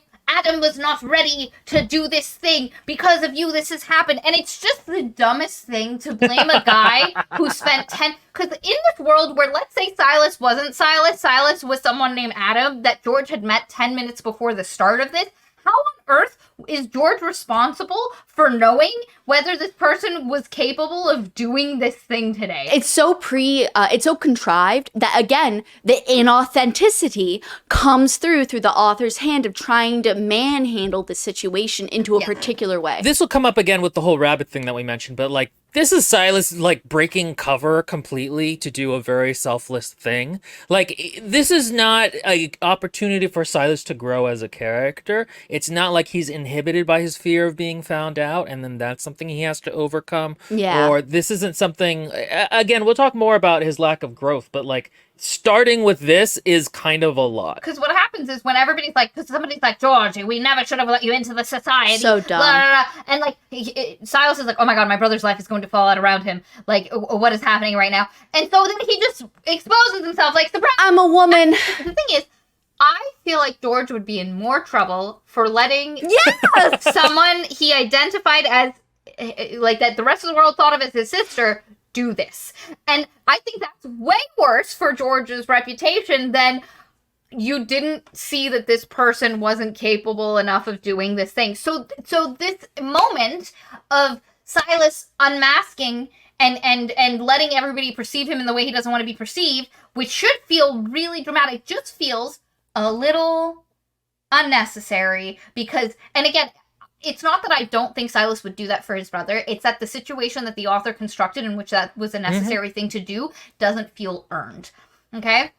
Anyway, so that happens, and then everybody's like, oh, shock and horror, it's a woman. And his parents are like, oh, God. Gloria! No. Her father's like, Gloria, come here so I can beat the fucking shit out of you and make you eat the heel of my shoe onto the wooden floor. Like, again, her father is his father is like. So they get taken to a room. They think the police are going to be called. And then Lord Luckinbill, the head of the Speaker Society, comes in. And it's like, what a terrible tragedy. And starts talking to Silas and is like, hey, do you like wearing boys' clothes? Is that something, fair enough, buddy. I loved this moment because I was like, okay, societies are not a monolith. Maybe he thinks he's a little bit more advanced than other people. This doesn't mean he's a trans great person. Maybe he thinks like, oh, I have sympathy for this, or like, oh, I understand it to a certain extent, but we still need to take you somewhere else. Like, there was a moment there where I was like, oh, okay, I like this. He's not a perfect character, but there is some variation in this society. Yeah, no, Lord Luckinbill, let me just say, was the biggest disappointment of a character beyond Silas. Because at the end, it's just like, of course I won't go into it, but it's just like, what the it's like, I'm sorry, you really got, sorry, Andrew. I'm just like getting really heated up. I think you really fumbled that I'm telling you, the ending, there were things I really liked about this book, and they're all in the beginning. Like I said, Luckinbill comes in, and one of the things you learn is that Luckinbill and her parents were in discussion that Luckinbill's son is supposed to marry Silas. That's the arrangement that is being set up. And they're like, we understand if you don't want to go through with this, we'll just call it off. And Luckinbill's like, no, let's not be too hasty. I don't think that's on the table at all, guys. And also said, like, obviously, we got some veil sickness going on. There's a place. It's called Braxton's. I think it's a sanatorium / girls finishing school. I think it would be a great place for Gloria, and no need. And then when Silas's dad harms him, Luckinbill is like, "Do not do that. How dare you?" And it's like, and basically comes in, is like, "I'm here, and we're taking this." Now, I'm going to highlight something because this is exactly what I thought. There was a moment where Silas looks at Luckinbill's son and says something about how he's very pretty. And so immediately, Thea says, "I really thought he knew Daphne, that Luckinbill knew Daphne was trans and was going to get them engaged so they could be safe together." Me too. I thought this was a dad who really loved their child, who was like, "Oh, you're a girl who likes to wear boys' clothing? I have a boy who likes... You guys, you're perfect. It does all the things." Everybody was on the same page, which tells you the author fucking fumbled it. It feels so perfect because he literally says to Silas, "Do you feel more comfortable in men's clothing?"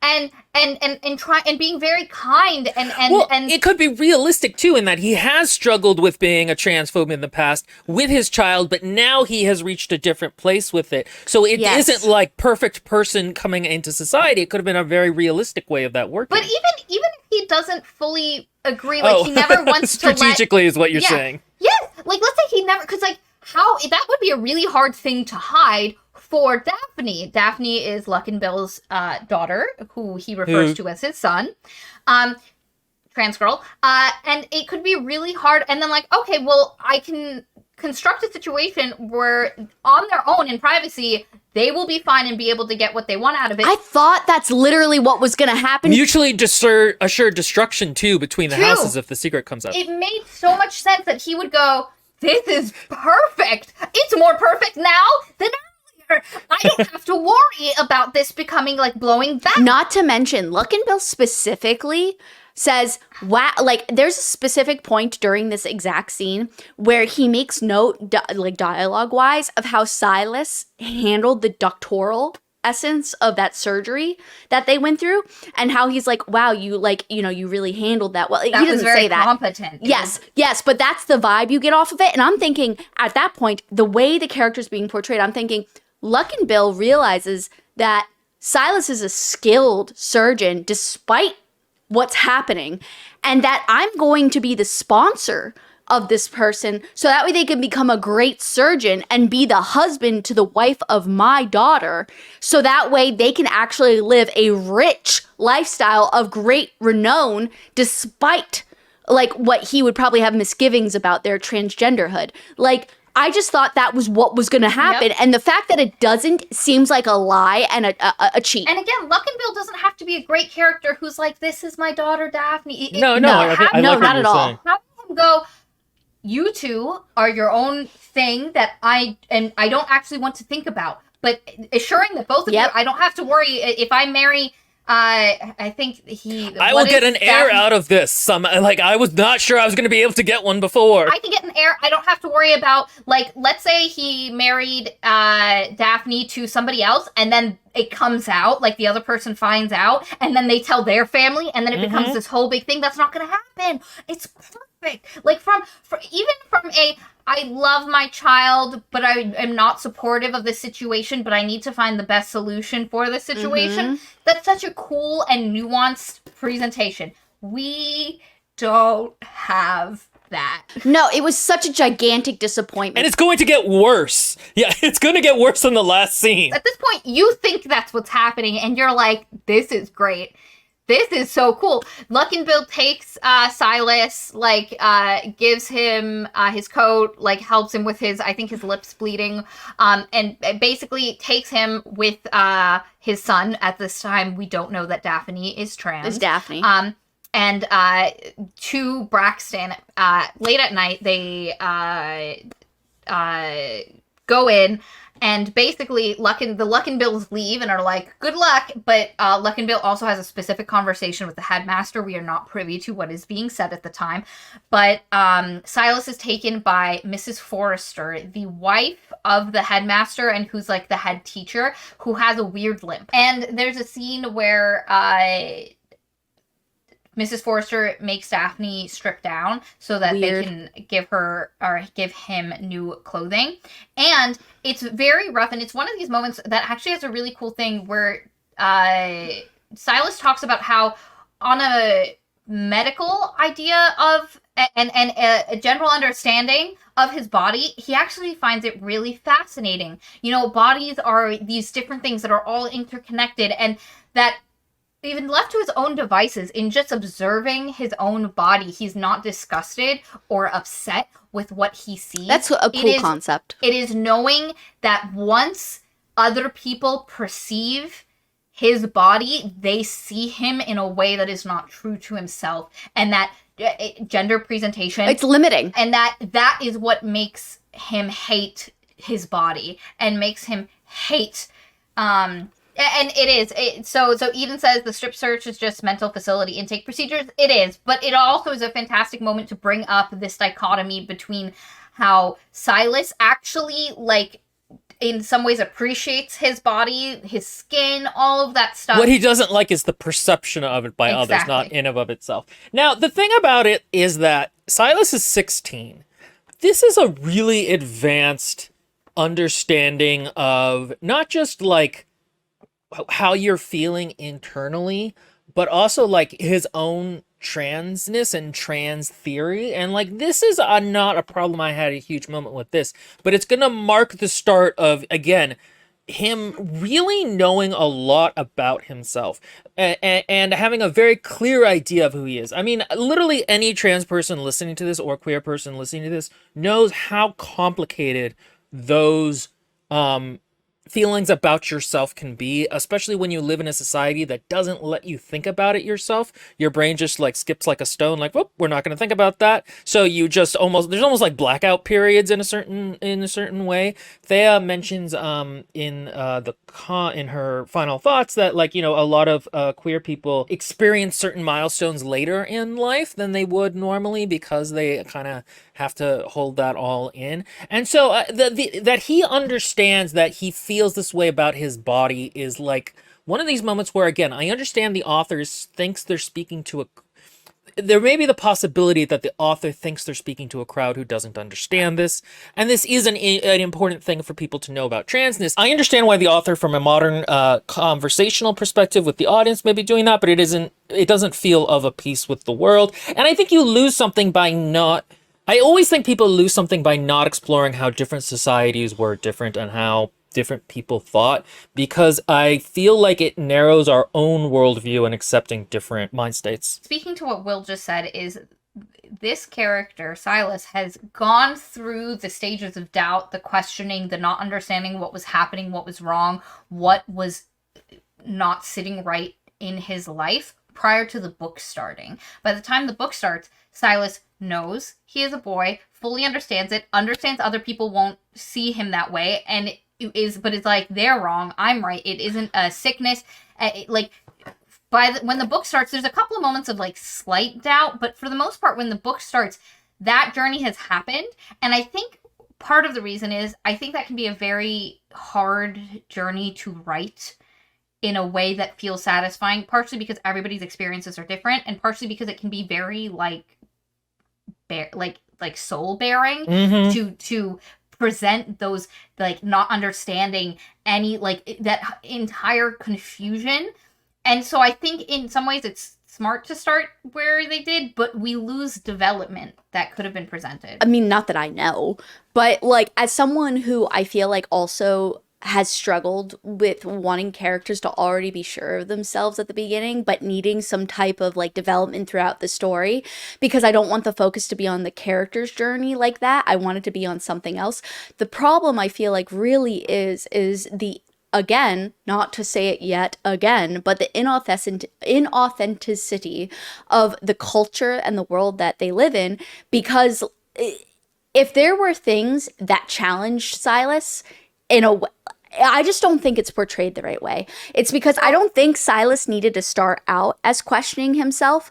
I think that's fine. I think flashbacks may have been fine. Like, that's neither here nor there. It depends how successful they would be.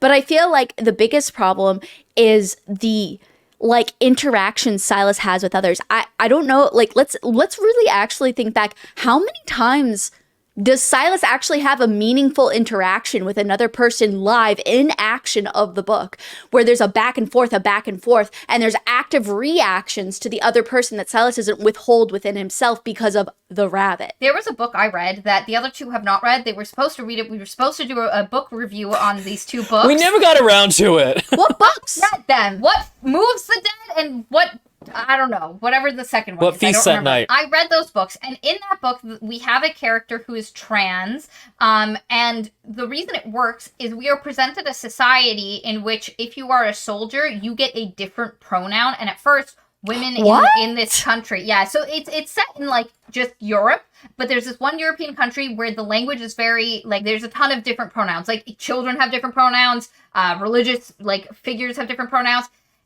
It's so language specific. And so soldiers have specific pronouns. And at first, when men were the only ones that were soldiers, it didn't impact anything. But there came a stage where there was like a problem and they didn't have enough soldiers. So they started bringing women in as soldiers. And they were just like, well, you're a soldier, you get this pronoun. And so then it just became like, just part of this culture. Oh God, that's good. I've only seen that in fan fiction. I have a lot of problems with that book because unfortunately the main character and a lot of the stuff around it is really lighthearted and fun and like quirky, and then it's trying to tell a horror story and it just does not work tonally. But I don't go, oh wow, this character is just very sure of themselves. Well, yeah, it makes sense. They were a soldier and everyone was just like, you're a soldier now, here's your pronoun. This is what you are. And so they don't think of themselves as a woman, but also not exactly as a man. They just think of themselves as a soldier. Yeah, and as a them. And it, unfortunately, again, for a horror story, not ideal for a main character. It just, this character is funny and quirky and has a lot of funny anecdotes, and then there's like rabbits that you shoot in the head and they're still moving. It just, anyway, but the point is, I didn't question it because the author had built a society in which it makes sense that a character, even when they're going to other countries that don't have this and go, that's kind of weird, would be like, yeah, I guess you guys just don't have that. In that instance, but here, a little more. Continuing.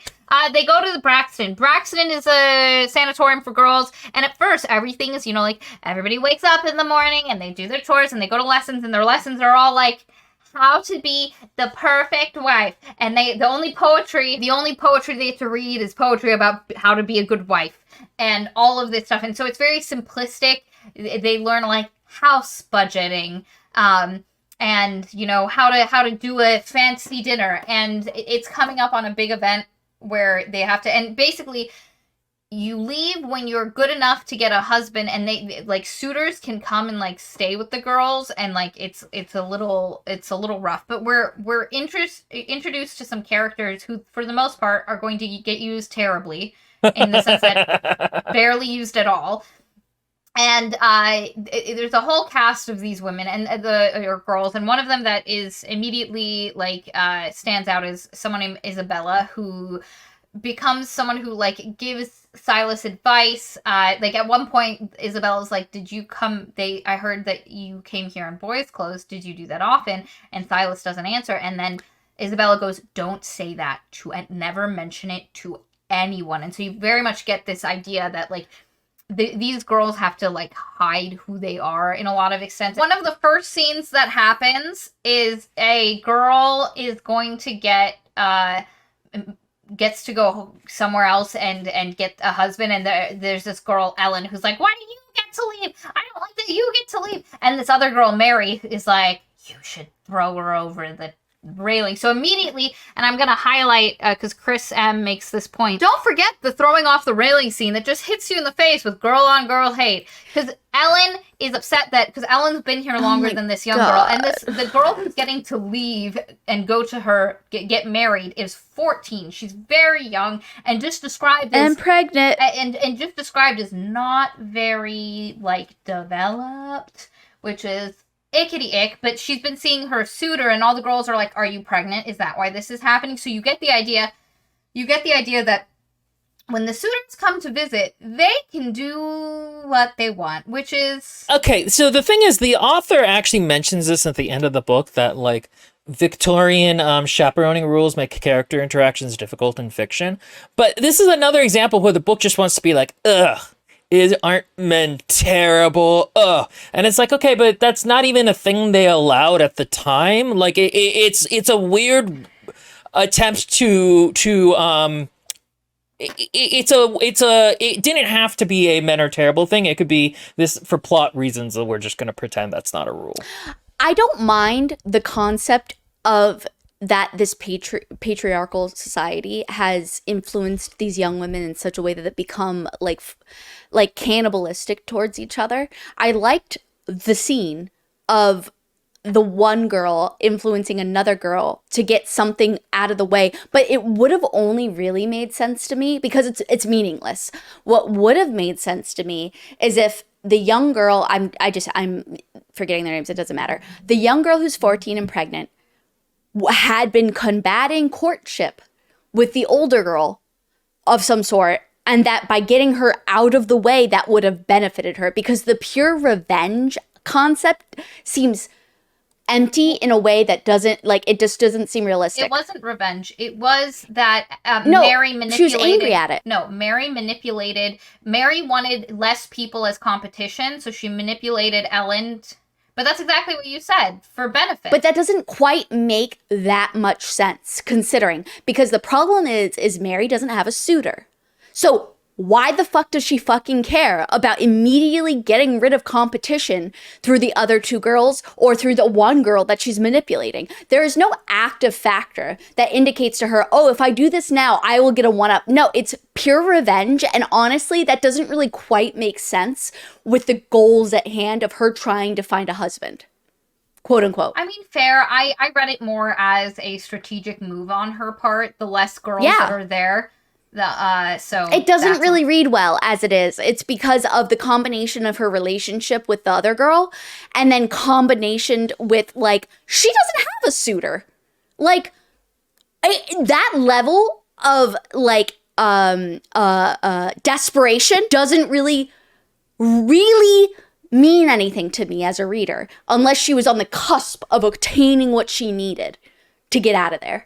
Well, the thing is, this won't even be explained until much later in the book. Right now, it just seems like bitchy girls being bitchy a little bit. Yes. You're kind of like, okay, I not totally understand what's going on here, but there's competition. We don't understand any of that right now. But anyway, so Ellen throws the other girl off the banister. Her arm breaks, and she covers her stomach, and so then everybody's like, oh, she was pregnant. She gets taken by the doctor, who happens to be the person she's going to marry. We enter the sanatorium stage where it should feel like this claustrophobic, cyclical place where you're just lost in this cyclical girl interrupted nature, and also more interactions with the other characters, learning about because there's this one character, Charlotte, who is so underutilized. Where Charlotte has bought the brainwashing. Charlotte's like, we need to be good wives, and Charlotte's crying because I have to explain veil sickness. The idea that if a girl with lavender eyes is doing something that everybody else is like, oh my god, why would you do that? It's veil sickness. It's just a catch-all for hysteria. It's basically you have hysteria. It's that. And so they get sent here to deal with their veil sickness, get turned into good wives, and then when they get married, they get to leave.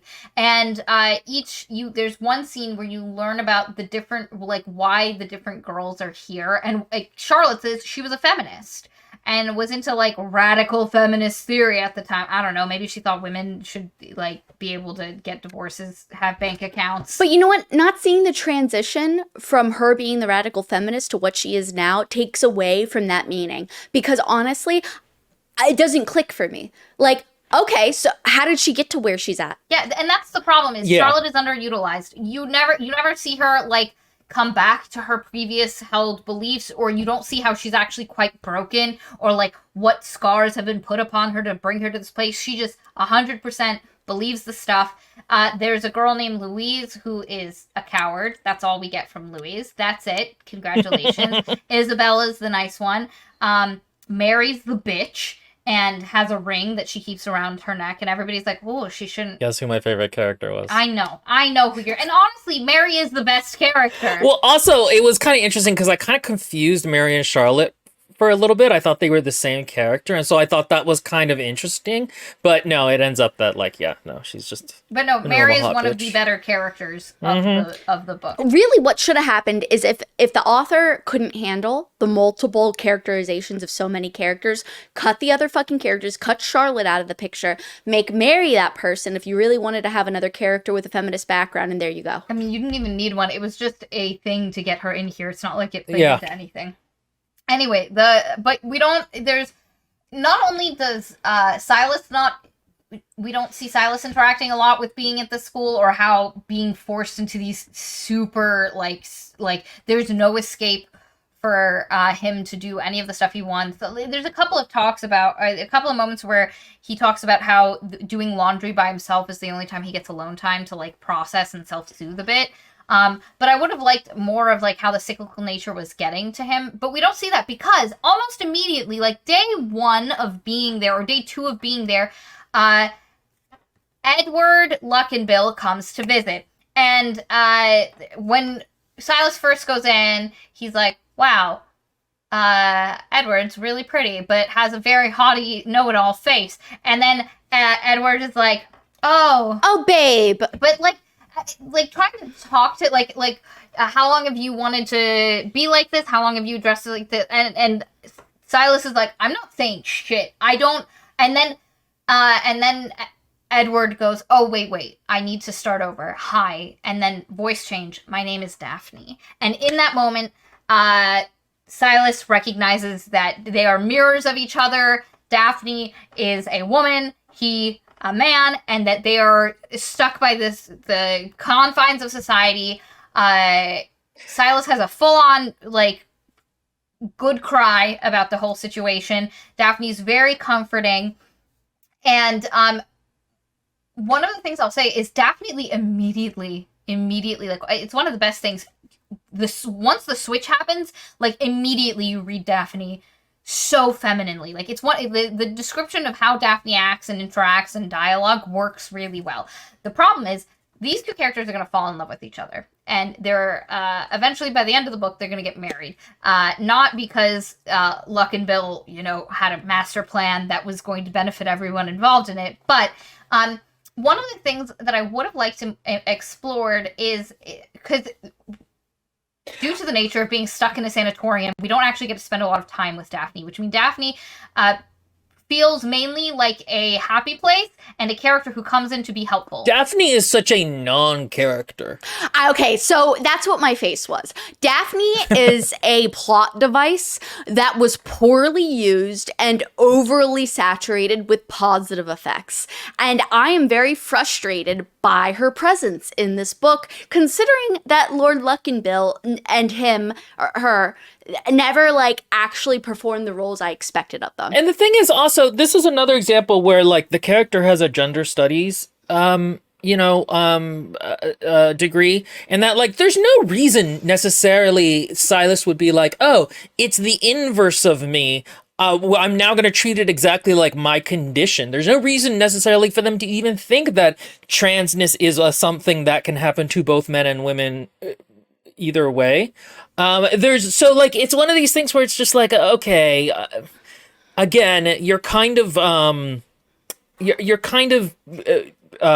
hand is showing. Also, I would have liked if that, because there's this idea that we get from the way Daphne is described from the beginning, when we still don't understand who she is, that there's a haughtiness and a kind of know-it-allness, and I would have really liked if these two did not actually get along. Like, they were partners in the sense that they understood that this was a thing that they were both dealing with, but if on a personality level, there was a lot of headbutting and like, misunderstanding, and Daphne being like, well, why would you react that way? Like, no, we have to be smarter about, and then the fact that Daphne is kind of presented more as neurotypical versus, not autistic, versus Silas being autistic and having some, and that we got to see them overcome these initial differences, and that, like, yeah, Daphne is a little haughty. She's a little bit of know-it-all, but she's still really loving and all this other, like, it would have been so cool to have Why them. does Daphne just instantly, again, instant therapist? I think what it is supposed to reflect is that for a lot of people who are queer, whether it is just gay, lesbian, bi, trans, that especially if you grow up in a society where you have never met someone else who is open, like you've never met an open gay person or queer person, when you finally have that moment, there is just almost this automatic sense, like you might not even, like I've heard a lot of stories about like how when a lot of queer people are younger, there are friends that they have at the time because that was the only option, but as they got older, their friends completely look different because they're able to develop more into what they want versus what is available. And I would have liked that being presented because It's what Thea had said also in that, again, a lot of life moments get moved later for queer people. And so the fact that I get that, like, all of a sudden, Silas is totally in love with Daphne, but like it would have been nice to see that complicated as the book goes on of like, well, okay, you know, that's a very immature love that I had initially, and that kind of has to mature as time goes on. And you know, it's like also that joke about lesbians where it's like on the first date they show up with the U-Haul. the second and, like, date. The second date, yeah. U-Haul, baby. Exactly. And part of that is like just that very traumatized people, which you are going to be if you grow up in a very homophobic and transphobic society. Sometimes they have some emotional stuff that's a little messy. Not just that. Wait. So there's a joke. A trope. I don't want to say a trope, but a joke surrounding lesbians dating is that they end up moving in together very quickly. And part of it is when you have a lot of women are a little bit more in touch with their emotions and talk about emotions. How dare you? More than men, and so Yeah. you can have really intense like connections, and because you've talked a lot, you end up learning and knowing a lot about each other very, very quickly and analyzing it. So they move way faster, and it's funny. My moms are lesbians. Somewhat a trauma bonding thing Yes. as well in that. Yeah. It is, yeah. So Courtney Lovett says, "Women, we move fast. There's an intensity." In my relationship with my female partner, as soon as we established that there was something, instant sex in her room for like 6 months straight. And so I could have understood maybe like, but it never gets complicated. Courtney Lovett also says, "Yeah, Maria, that's why I personally liked it. The idea that when you finally find someone Yeah. who like is out, it's such an intense feeling of relief of not being alone." But also says, "But I get what y'all are saying." And again, for me, I would have liked them to still feel a closeness and a bonding because like this thing, but it to be complicated by personality differences. And I'm not opposed to them falling in love by the end, but I want to again. But unfortunately, the book doesn't have time for that. Silas is also like, again, there should be no romance in this really altogether. Here's the thing about Silas and the autism. Now, the author is autistic, so I don't want to invalidate how they think or their opinion, but I think the way they portray it in the book is not always great. So there are certain things like, you know, anxiety and the stimming. But like, so for example, Silas will often say that he can't read social cues or understand what people want for him, and he forgets to do certain things. This never happens in the book. There's 2 moments where he kind of doesn't do this, when Daphne sends him a coded letter and it takes him like 30 seconds to realize it's a coded letter. And later in a moment of life and death, he's like, "Oh, I forgot to send a letter when I was under a huge amount of stress." But he actually never has trouble understanding people. And so this is one of the places where it's like, it's a kind of an informed trait. And what's really frustrating, so look. I can buy, look, I'm saying at the bare minimum, I can buy that through the situation and the limitations it provides to both characters, that both characters might come together and despite whatever's happening, that like, you know, work together, blah, blah, blah. But the problem I really feel is I'm sorry, like just if we really consider Daphne as a character for 5 seconds, Daphne has worked according to the way her father actually is, Daphne has probably worked quite hard not to be disowned. And if she hasn't, then I'm sorry, based off the ending revelation, there is like really, not that the revelation itself means like anything for Daphne in particular, but like there should be so much more complexity to that. And if that's the case, then Daphne should never have trusted Silas from the get-go. And if they did, then it should have been a very fragile trust during the first meeting builds or up. whatever that builds into a betrayal of some sort, whether by accident or on purpose, and then rectifies itself through Daphne rescuing or attempting to help. Their relationship isn't complicated, and I understand it because, as a couple of people noted, and again, I don't dislike them as a couple. I actually like them as a couple. I wish how we got to them as a couple was different. They are the only bright spot, the only scenes that are not weighed down by a Relentlessly dark. sense of dread and darkness. Isabella and Silas is also a positive. No, Isabella and Silas feels depressing. Like it's a I would not say it's a that. safe space, but it's a sad safe space. There's a bittersweetness to it. Versus with Daphne, it is just like the scenes with Daphne are just nice, you know? And Okay, fair enough. I see what you're saying. the book does need that, but I do wish that if it had, like what we said before, where there was a little bit less on the other stuff, and if we were able to focus more on this. But again, this story is not here to be like a romance or to go through them falling in love, and so we get the shorthand. Then why the ending? I mean, that's the problem. That happens, and so immediately in that scene where Daphne is like, "Hi, I'm Daphne," at the end of it, all of a sudden a book flies off of a bookshelf, and So stupid. some communication tiles that God. ghosts use to communicate start flitting out and So writing, dumb. help us, we're on, like, we've been killed, help us. And they're like, oh no, what's this? And then it starts saying the names of the girls that have recently disappeared, because everybody's like, what happened to Ellen? Where did Ellen go? Where did Frances go? And basically, the ghost of Ellen and Frances, who's someone who was missing before Ellen went, comes out and says in the communication tiles, we're trapped, we've been killed, help us, it's terrible, run. And so then Daphne and Silas are like, CSI, Ghost Files, where... Yeah, it's like that. Yeah, they're immediately like, we need to find out where the bodies are, what happened to them, expose this place for the hellhole it is, and liberate. Which, like, on one hand, it's really interesting, but again, this would have been so much more interesting if it was just, like, if we didn't have the ghost aspect, and it was just the dealing with the sanatorium, and they found evidence, or, like, they heard something, or This they heard is what I said before at the beginning of our conversation.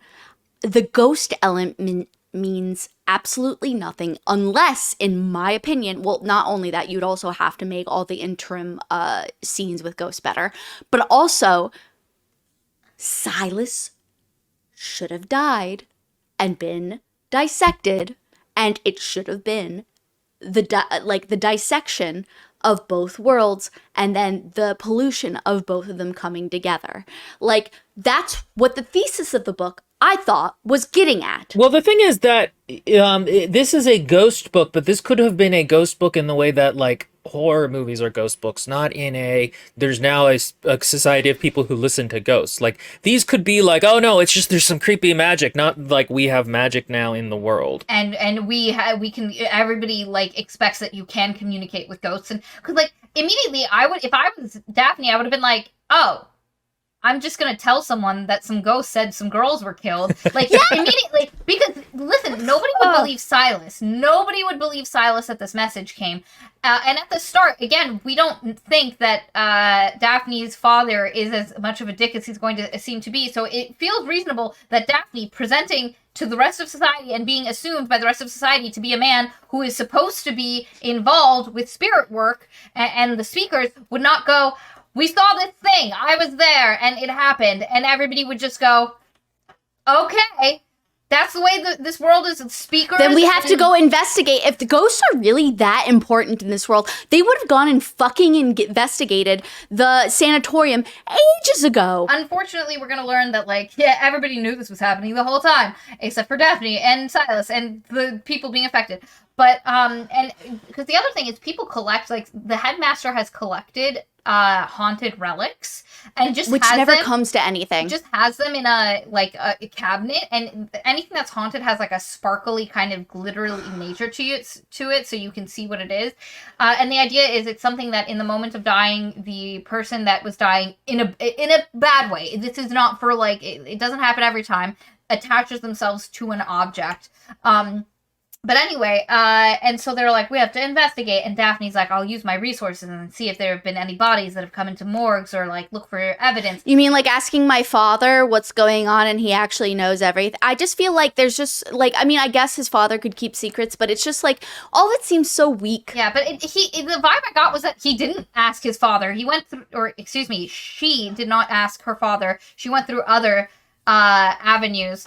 Anyway, and so like the vibe is they're gonna do this thing, and then we go back to just like not actually interacting with the girls in the sanatorium. There's a large portion of this novel where I just was not engaged or cared about what happened next, and it's this middle portion. The whole middle? Yeah, like I'm just so uninterested in what happens. There is a moment I did want to talk about that we've covered it. I'll just cover it very quickly. The first session to like de-gayify Silas is with the headmaster, and the headmaster comes off as like a very reasonable man who just thinks he's doing the best thing, right, for these girls. And then he just immediately starts like fist fighting her and like being like, fight back. If you were a real man, you would fight back. And I was like, what? This does not feel in line with who he was 10 seconds ago.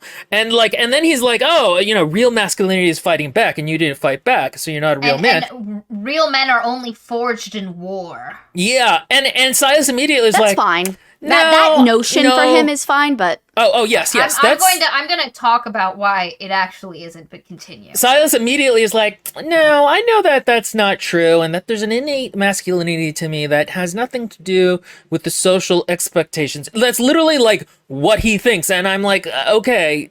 Like, I, as a man, have struggled quite a lot with masculinity growing up.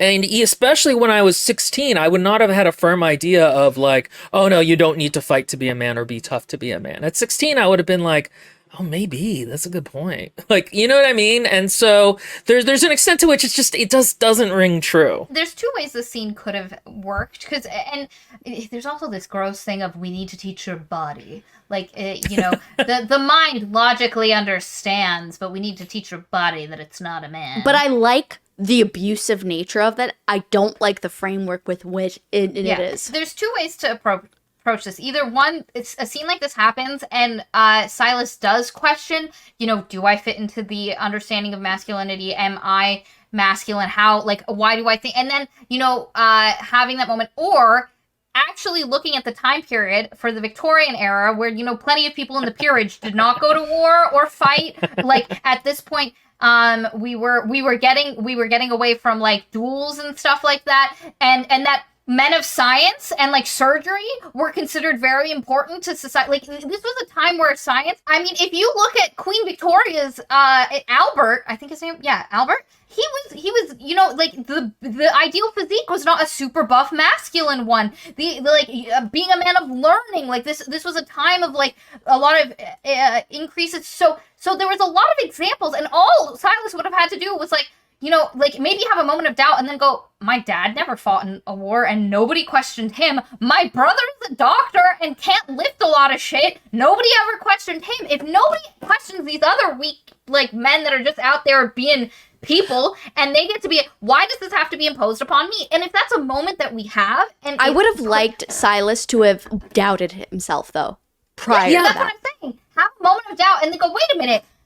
Like, I know that are like that, especially at 16, were like this weak little wimp. I think the thing is too that one, this would have been a place that the autism could also have synergized. Is that, you know, the male ideal at the time was like the thought, the logical man, right? The intelligence. And so it could have been a thing where Silas felt like, oh, because I have these tendencies that I don't understand and this emotional and this anxiety that is female of me, because there's going to be a point where he meets a gardener who's like mute later, and he's going to be like, oh, I always knew, or no, not always knew. I thought for a minute when I was young that my autism and my transness were the same, springing from the same thing, but I knew pretty quickly that they weren't, and it's really nice to get confirmation of that. But that actually would have been an interesting place to go, like, oh no, this is proof that I am inside quite hysterical in the way that society sees it. Yeah, that would have been such a great, like, that concept never even occurred to me, but that is a really interesting. Yeah, the author is like just very close to the work, I think. Lindbergh makes a great comment. Yeah, the headmaster's definition of masculinity felt anachronistic. I don't think fighting, not fighting would ever be an argument for Silas.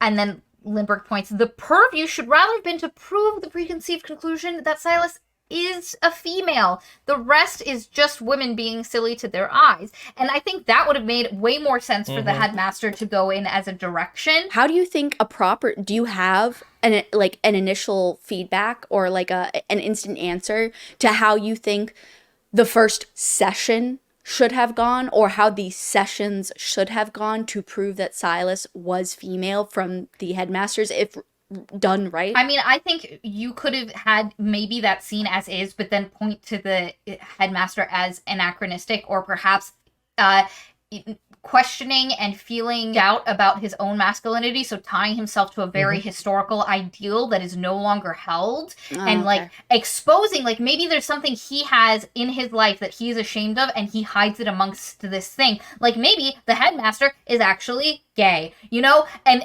as a like to do, and not to do that, or a coward, or there's something there that he is struggling with, and so he imposes this very anachronistic in sense, and so for him it is what he thinks. And so you could have had that, which kind of, again, it becomes more about the headmaster than just the headmaster being evil, terrible guy, but reflective. Or you could have had where it was instead the idea that the headmaster's treatment for Silas was about proving that he is female, instead of trying to disprove the male part with, you know, like physical battery. So he beats the crap out of Silas, also chokes him, and there's a point where he's like, fight back, and Silas, this is one of the only moments where Silas isn't able to talk past the rabbit and do a thing. And part of this is just a fear that I think happens when you have someone who is stronger than you doing something. So I was okay with this moment, but Silas isn't able to fight back because he assumes that it will go back. But also the headmaster wants him to and is punishing him for not fighting back. It's a real intense scene. There's also a specific part where Silas thinks to themselves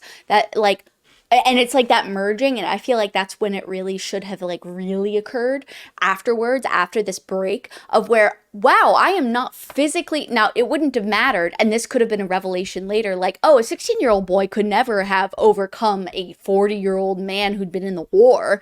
Exactly. That's my point. But the initial thing should have been like, oh, I am a woman because I am not physically capable enough of this. Not even thinking I am a woman, but just, do I get to think of myself as a man? Like, yes, that's what I mean, though. That's what I mean, though. The doubt of it is because, like, do I actually check the boxes? And that's, I think, where Will's commentary of is how Silas has his, you know, gender theory PhD is like, the problem is I feel like, yeah, while it didn't have to be a journey for Silas to recognize, oh, I am a man, it could have still been moments of doubt because there are people actively attacking him, trying to make him doubt. Part of the way of dealing, but also I think making the characters feel like their own insecure thing is like, if we want to have Silas who feels a little bit more like using the headmaster of an example of there are different types of men and I don't want to be that kind of guy. Like that's not for me. And those kind of moments, which does happen. There's a moment where Silas says something to the fact that, you know, his experience of being, his knowledge of being a man is also influenced by the fact that he had to experience the female existence within this society.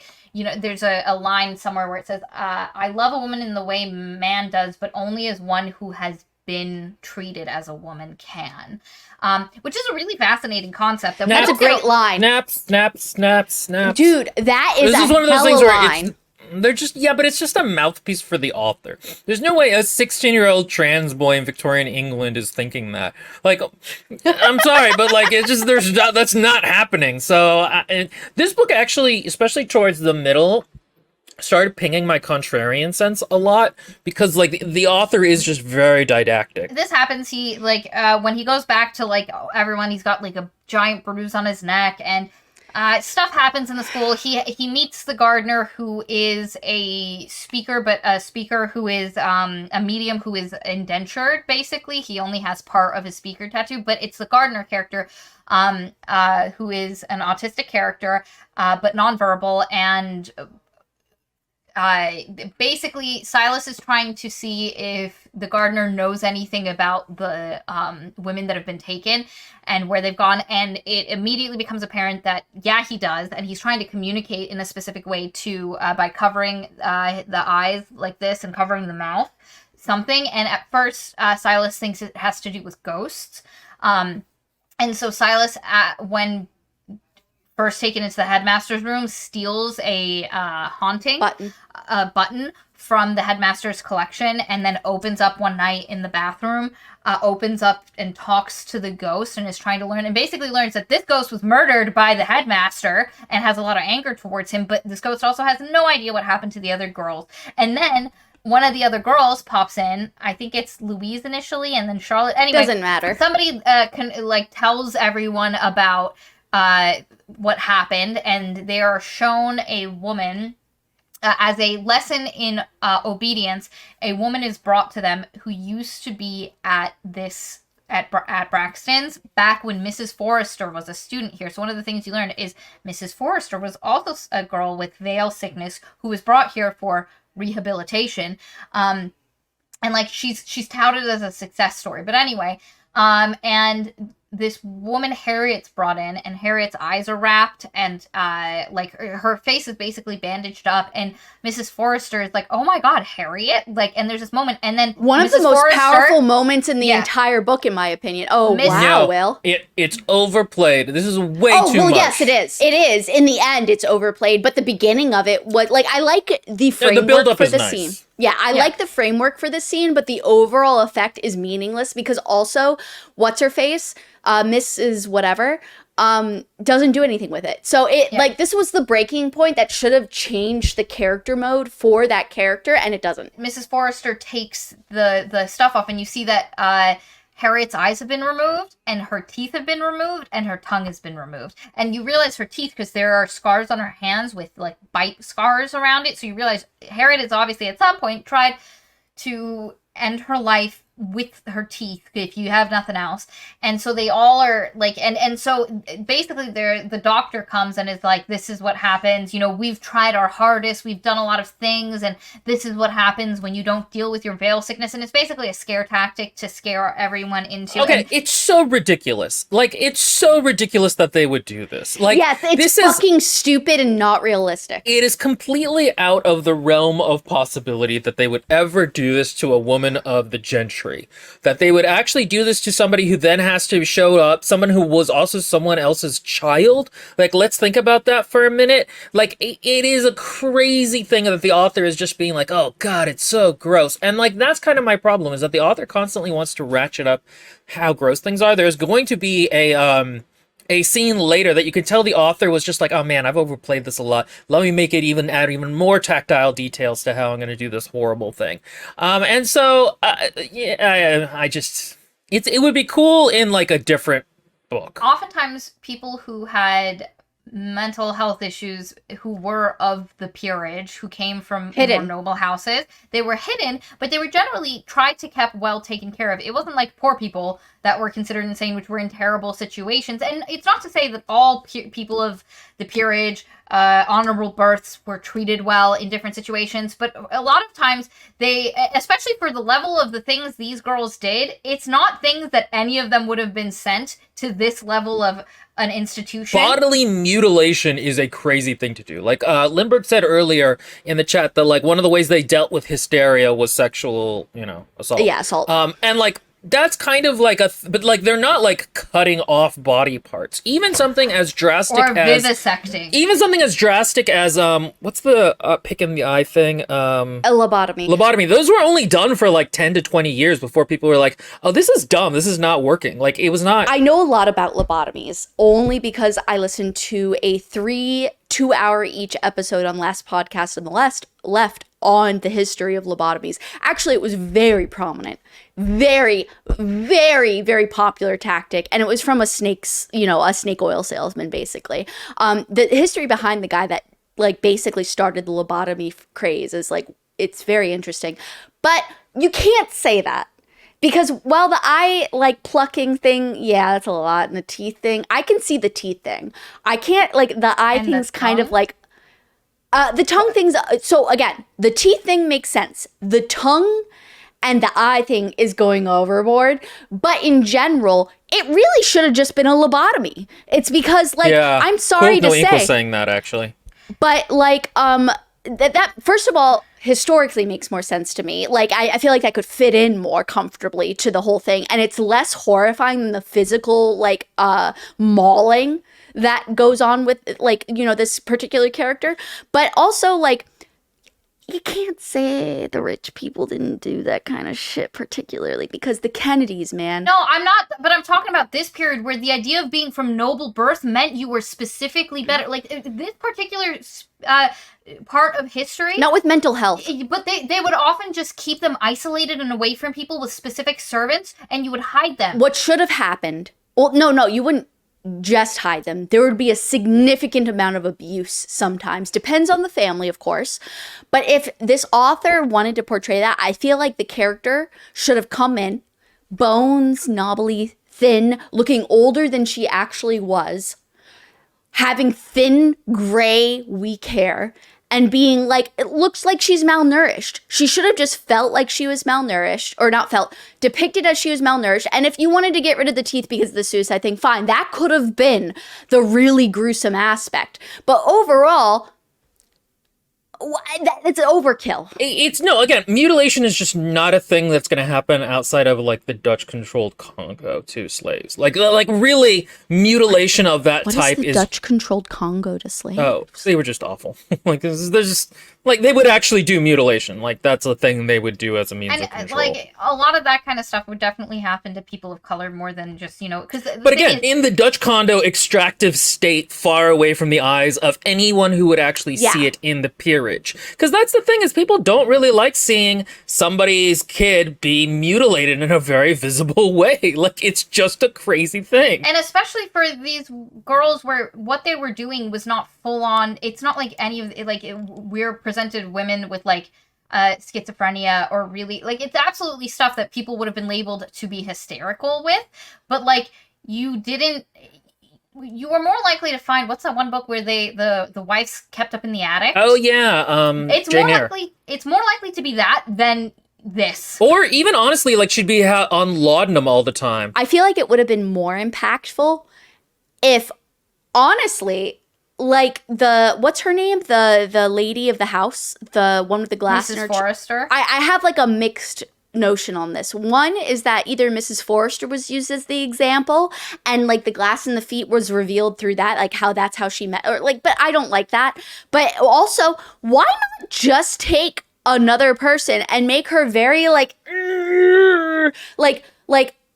pull at the smile, this is all puppetry type of thing. And she obviously look horrible, not happy, unhealthy, but she say, I'm very happy as I am with my husband. Like, why, again, like Will said before, why would they bring in as a scare tactic? Bring in somebody and try to do them up and make her, or maybe she was like a famous fashionista or something that girls would look up to. And then she come in and all the girls are like, oh my God, she was once and she got healed. And then they see her and then Silas is like, oh wow, fuck. And like there's obvious health signs of issues. I think something like that would have worked better. It's just like this scene, number one, it just feels more of the horror and like the body horror stuff we've come to know. Courtney Lovett. By the way, if you listen to the end or you read the end of the book, the author actually does notate this and say it shouldn't be ignored that this was mostly happened to people of color. So that is actually addressed. But see, that's almost more of a problem because that means they just put it in for like trauma porn. Like that's the thing about it that's weird. I don't disagree with the skill, like the misuse of like that tool, but at least it's acknowledged, I suppose, because they could have just ignored that. Yeah, no, that's true. This happens. Mrs. Forrester has a real breakdown about it. And then our boy Silas is like, I would like to write a letter to my brother George and have him come visit. And Headmaster's like, he's come to the village on occasion. And so then George comes and Silas tries to tell George what's happening. And George is like, wow. Because Silas is like, they're girls, they're missing, they're ghost contacted, they're like dead, they're being held somewhere and I don't know where and I need help. And George is like, wow, you're real sick. I never should have. Annoying. I never should have indulged you. I played into this. Veil sickness is a real problem and you need to focus on your recovery. And then he takes Silas with him to help to do something for Mrs. Forrester. And basically, this is the scene where they take off Mrs. Forrester's shoes, and you realize that the reason she walks with a limp is she has glass in her shoes that she is always walking on. That is how she has overcome her veil sickness, and it has made her the ideal. So here's the thing. Towards the end of the book, I started zoning out because I found it all very boring. Is it ever explained why you would even have glass in your shoe? Like, what's the logic behind? The idea, yes, George says that the pain makes it so cute that she's able to focus on that instead of letting the veil sickness take over her mind. And it's also really dumb because, like, how is she not, like, because he takes all the glass out, he cleans it, like, she'd have to be doing this every night not to be getting an infection, and it's not happening. The idea is the doctor's coming, like, once a week, once every 2 weeks to do this, and also, it would make more sense if it was something that happened if she did something that she wasn't supposed to, and this was a punishment, so she avoided it, but the impression you get is that she's just always walking around on glass. It's kind of crazy. There's a big party. Well, Daphne comes by. The two trade notes of what's happening and are trying to figure it out. There's going to be a big party, and where the suitors get to come. So Daphne's like, it'll be perfect.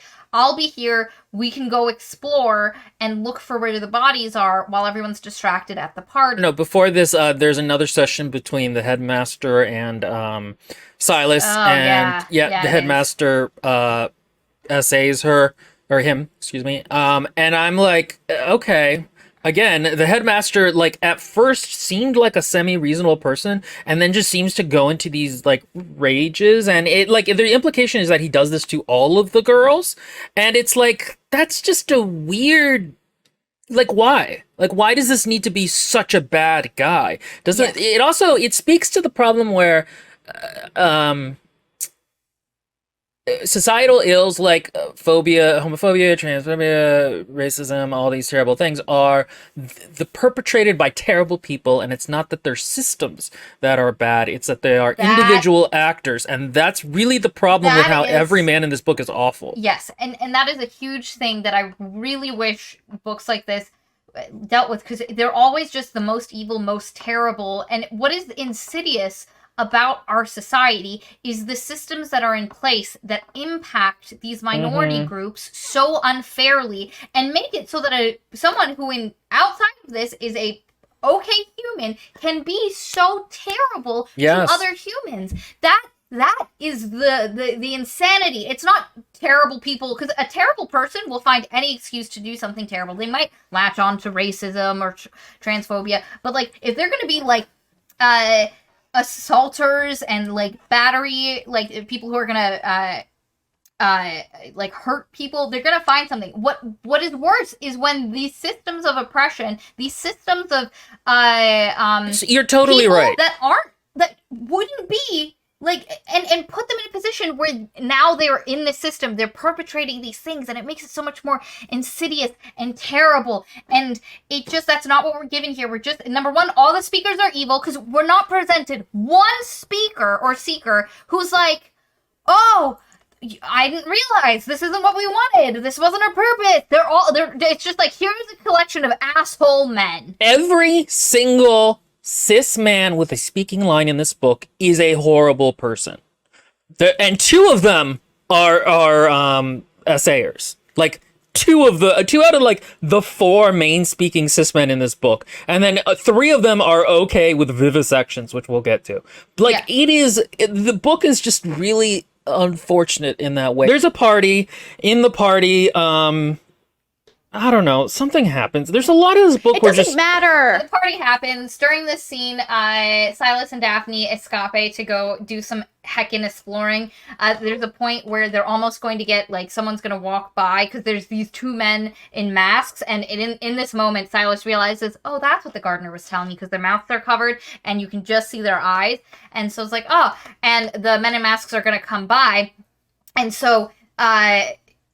Daphne is standing there, and Silas is like, kiss me. We can pretend we're just two people macking out. Yeah, that'll and happen. they kiss, and it's also a moment for Silas to be like, this is the kiss. This is my first kiss. That other thing that happened with the headmaster, I didn't want that. It's not a kiss for me. This is my first kiss. As much as it's in a situation where, you know, we're both at risk for something. But anyway, very complex understanding also of trauma and assault. It's something that takes victims of this so much time to understand. Like, That took me out of the moment so hard. yeah, it's too fast. two guys in masks, they kind of follow and listen to them, and they're like, oh, the dressing room. And they go into the dressing room, and they're like, that's it. That's where it is. It's in the dressing room. The evening ends.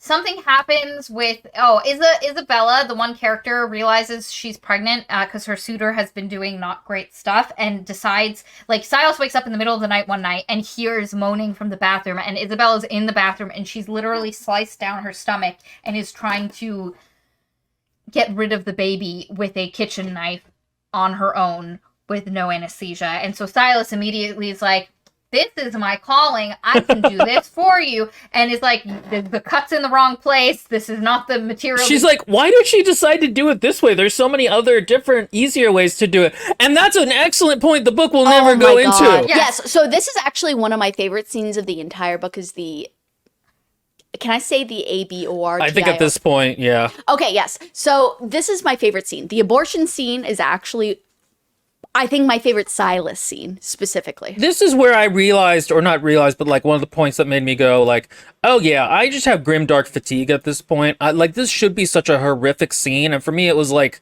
okay, this is gross. I mean, she reaches in and pulls out the fetus with her fingers and looks at it and then like squishes it. And I was like, oh, that was a lot. And also, it's not having as much impact on me. As she was taking it out, she accidentally like punctures it or whatever. Yeah. And well, that like, makes sense. Yeah. That's fine. It That's wasn't neither an here nor there. intentional thing. It's gross. No, it's a very graphic description of that. This scene was just fine. The problem is there's no quality build-up for her and Isabella up to the scene to make it meaningful in a way that really impacts you beyond the body horror. Well, and again, the big problem with it isn't so much the scene, it's that this is like the 9th really awful body horror thing to have happened. And you're like, okay. Some of the other girls realize what's happening and come in. And so some people are holding her down to like help in this instance, like giving her something to bite onto. And then someone, Charlotte, goes and tells the adults. And then Mrs. Forrester is there. And then the headmaster is there, and they take Isabella. And she's like, oh no, they're doing to Isabella. And so then she confesses to Mary all the stuff.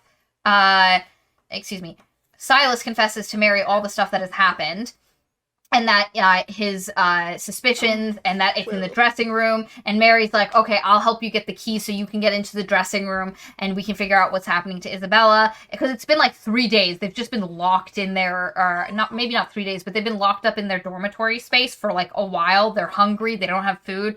And then eventually they come up, Mary attacks, and Silas is able to get the keys, and he runs, and he goes into the underground area.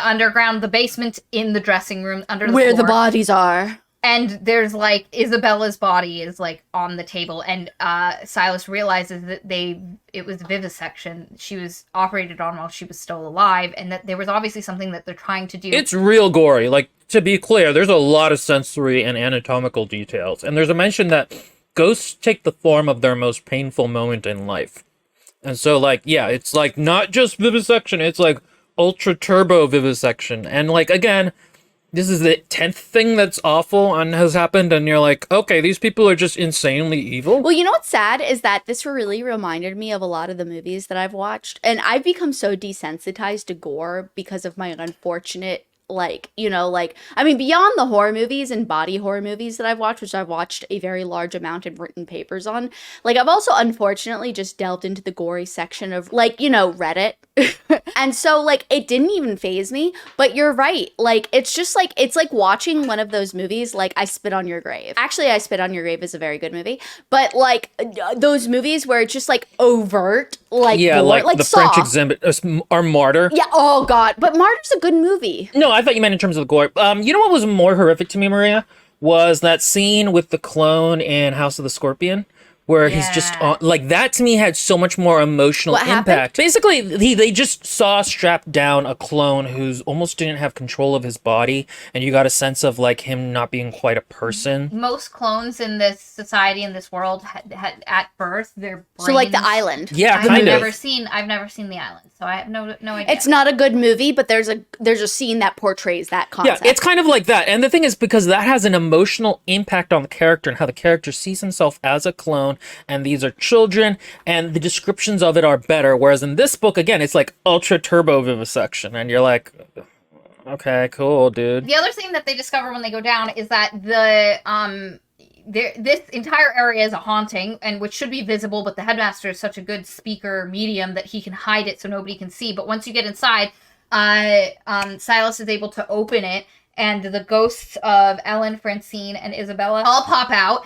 and Mary and Francine have a really, like, because Mary and Francine were, like, in love and had a very, like, touching romance before Francine was taken from her. Or Francis? I think it was Francine. I don't know. Something akin to that.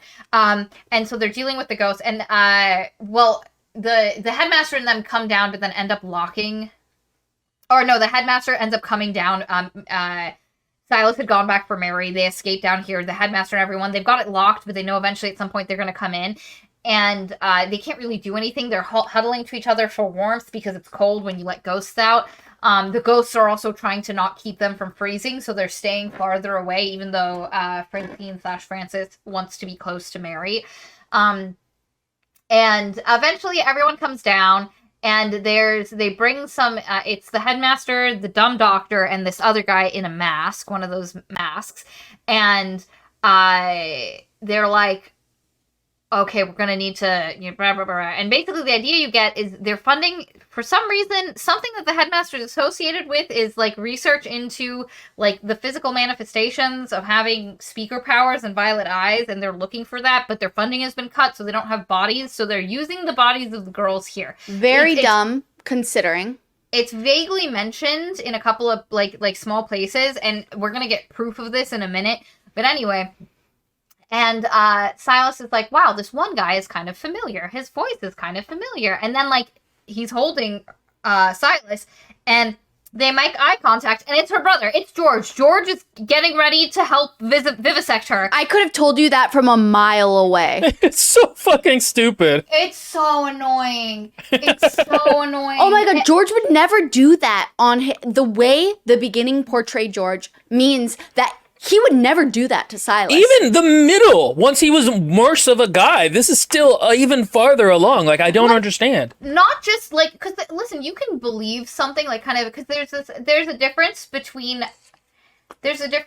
held beliefs and, God, there's a term that I'm blanking on, but it's the idea of beliefs that you say you believe in versus what you actually believe, and those can be two separate things. For instance, you can, you can say and be racist, but then have a really good relationship with a black person and be like, oh, they're a good person, but in this one instance, so you can have both of those things in your head at the same time. Well, and you can also have beliefs you have, but actually don't want to see them implemented. Yes, like that exactly. Abortion scene was real gross, and I'm a big supporter of abortion. Like, is like seeing it and doing it can be very different for very people. different things.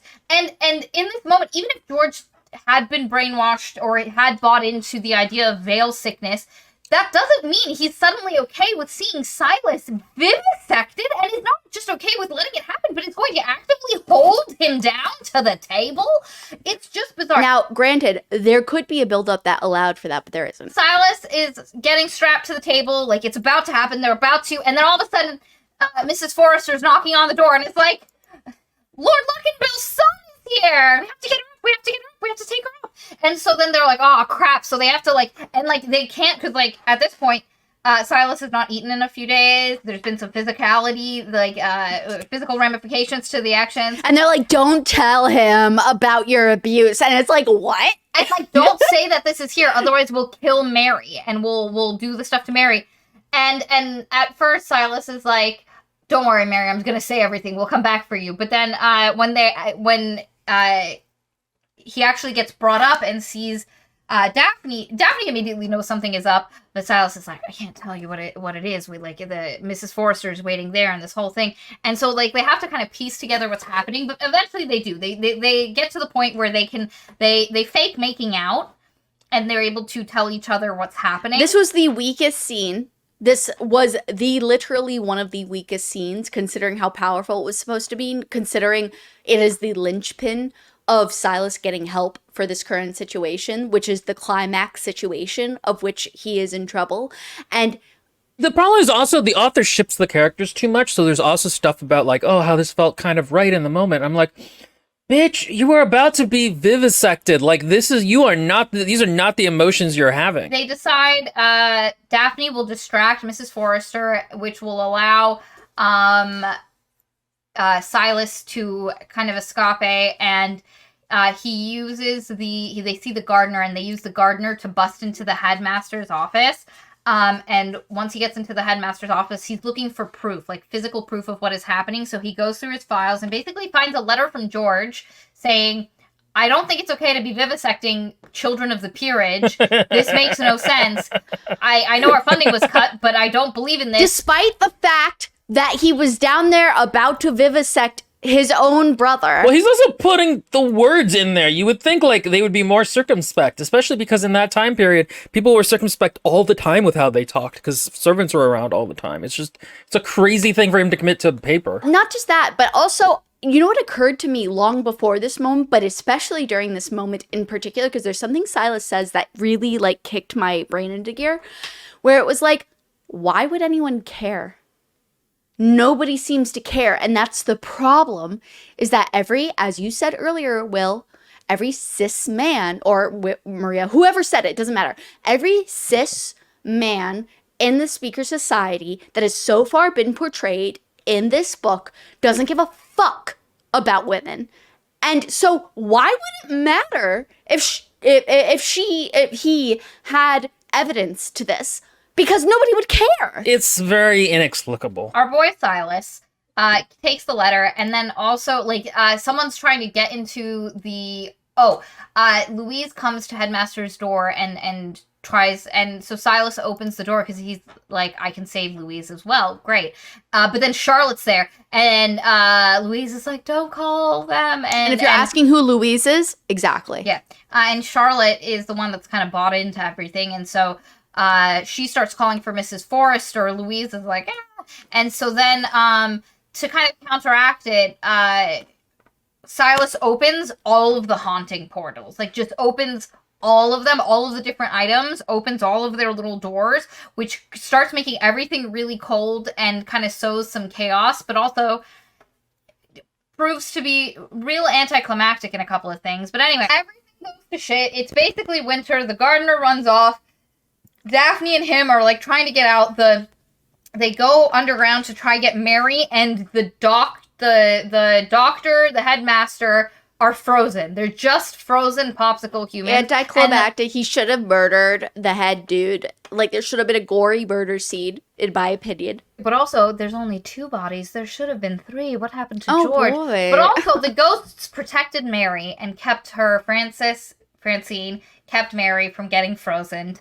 So she's there. So the 3 of them stumble out. They're literally going at, and they're trapped because like the entire Braxton's is gated off. The gate's closed and locked, but then they hear the gate open. They hear the crunch of carriage wheels on snow. And who should it be but Lord Luckenbill, there to save the day, takes them all. Oh my God, you poor people, come in. Let's get you some coats on. So they go back to the estate, and at first they're all like, Silas wakes up and is in a bed and is like, oh my God, I'm out of that situation. Like, holy crap. Made it out. That was absolutely insane. I'm safe. It's okay. And then Lord Luckenbill knocks on his door and is like, are you okay? And Silas is like, I'm just kind of in a nightgown if you give me something. So he passes Silas a coat through the door. And it fits perfectly as if it were tailored to his own body. And Lord Luckenbill is like, I want you to know that nothing that happened was your fault. You know, these kinds of crazy things are happening everywhere. You know, on former plantations, all of these things. You know, the spirit world is just really riling up. So I don't want you... I understand you so fully, Gloria. I don't want you to have any issues. And there's this moment where Silas is like, yeah, I'm not gonna dissolute. Like, I'd prefer if nobody like realized that I did kind of have a hand in anything, so just lets it go. But then, he makes a comment. Lord Luckinbill makes a comment, and Silas is like, excuse me, and he keeps going. Lord Luckinbill keeps going. You look just like my former wife. You have the same color eyes. You look just like her. And basically, what you find out is that Lord Luckinbill doesn't want Gloria, in his mind, to marry his son, but actually wants to marry Gloria himself. He sent Silas to this place, Braxton. Oh, this is what happens. Silas mentions that the headmaster hurt him, like, and physically hurt him, that's what it is. Silas tries to tell him all the stuff that happens, and then the only thing of the dead girls, the vivisections that Luckinbill cares about is, he hurt you? He put his hands on you? And Silas is like, yeah, he did it to all the girls. And he was like, damn it, I told him not you. You were not to be touched. You were not to be hurt at all. Basically, it's the, I don't think Edward is strong enough to be, I don't think you even need to be at that school. You just need a strong husband, and you're a strong person, and you're smart, and I think together we could be great, and I made this ring with your parents' permission. And he tries to assault Silas. Silas is like, oh my god, and gets backed up onto a mirror. This is the moment where Silas kills the rabbit, which again, if we haven't seen Silas backed up into these kinds of corners before where he's still able to do stuff, this would be a much more impactful scene. But anyway, he slams his hand into the mirror behind him, grabs a shard of glass, and goes to stab Luckinbill in the throat. And, like, gets him off of him, and then just keeps going. It's quite a graphic scene. I thought that Daphne was actually going to turn in this moment. That's what I was expecting in this moment. I thought Daphne was going to come in, because Daphne has not been shown to hate her father, like, dislike, maybe, like, not approve of, not love, but also, like, still trust to a certain degree. Like, there's a certain amount of, like, not that that's built upon or really characterized, but it's not. Well, the thing about it is, all you know about Louis Vuitton is that, like, he has been kind of not, like, the only relationship that's been erected between him and Daphne has been like, oh, okay, he was accepting of Silas's transness, so probably they had an okay relationship. Yes, so, like, exactly. The fact that he's just immediately like, you did what you had to do. It was not like he was watching the whole time. He just came into you murdering his dad, and immediately it was like, oh, okay, fair. I also thought Mary was going to turn on Silas as well in that moment, and I thought, oh, we're finally gonna get that scene where Silas is being vivisected or dissected or whatever, and the soul. No. And so for me, what I wanted, I did want there to be a bit of a blowback from Daphne. Like, even if Daphne had a complicated relationship with her father, to walk in on the bloodbath, and, like, Silas removes his eye. Yes. And bites off the little cord. It's like a whole break. It's a psychotic break. In context of everything, yeah, it earned, but it's just such, and for Daphne to come in and immediately been like, whatever happened, this was completely justified. Like, not even a, like, I know you were probably justified, but unfortunately there's still a part of me that loved my father that I am mourning, and yet I'm happy you're okay. You could also have, you had to murder him. You couldn't have just wounded him. Like, that's another thing, is like. Exactly. And also, like, Maria, they had to set up the sequel in some way where they're going to go off on a female vigilante tangent. Not female. Silas is a man. But it's for it's for the queer cause. Yeah, I was gonna say, it's Girl Squad coded. No, because that's what happens next. It's like a month later, they're living on their own. They're being cool. They, like, love each other. They got married 3 months later. It doesn't fit. It's such a happy ending. Mary considers herself married because she has access to Francine, and they like it's fan fiction ending. The girl whose name I forgot that I mentioned from the beginning, who got married to the doctor, has had her baby. Agatha? Her husband, yeah. I think it was Agatha. Her husband was one of the people that died in the freezing of the school. So she gets to now be a widow, and she's like, "Do you want to find your?" So like they've built a life. Everybody moves past it. Silas, Agnes. And Mary's like, come visit. Agnes is here. Her baby was born. I'd like you guys to come visit. So Silas and Daphne go to visit, and they were able to take enough money from Daphne's father's property that they've been able Which to I kind would of... have really genuinely liked to know the logistics of personally. It's because I thought it was so unrealistic. It was a year later. Even worse. Yeah, so like now they're gonna go hunt down maybe her brother and other speakers. And it's like, okay, that was dumb. I'm sorry. Again, the end of this book is rough. The thing is, they could have ended this book, because if you wanted a happy ending out of this, then you end it without one of your couples, like one half of your couple, brutally murdering the father in a scene that has not... It's not like at any point Daphne was like, actually, I think my father wants you for himself. Be careful. Like, you know, because like it would make sense if maybe Daphne had like...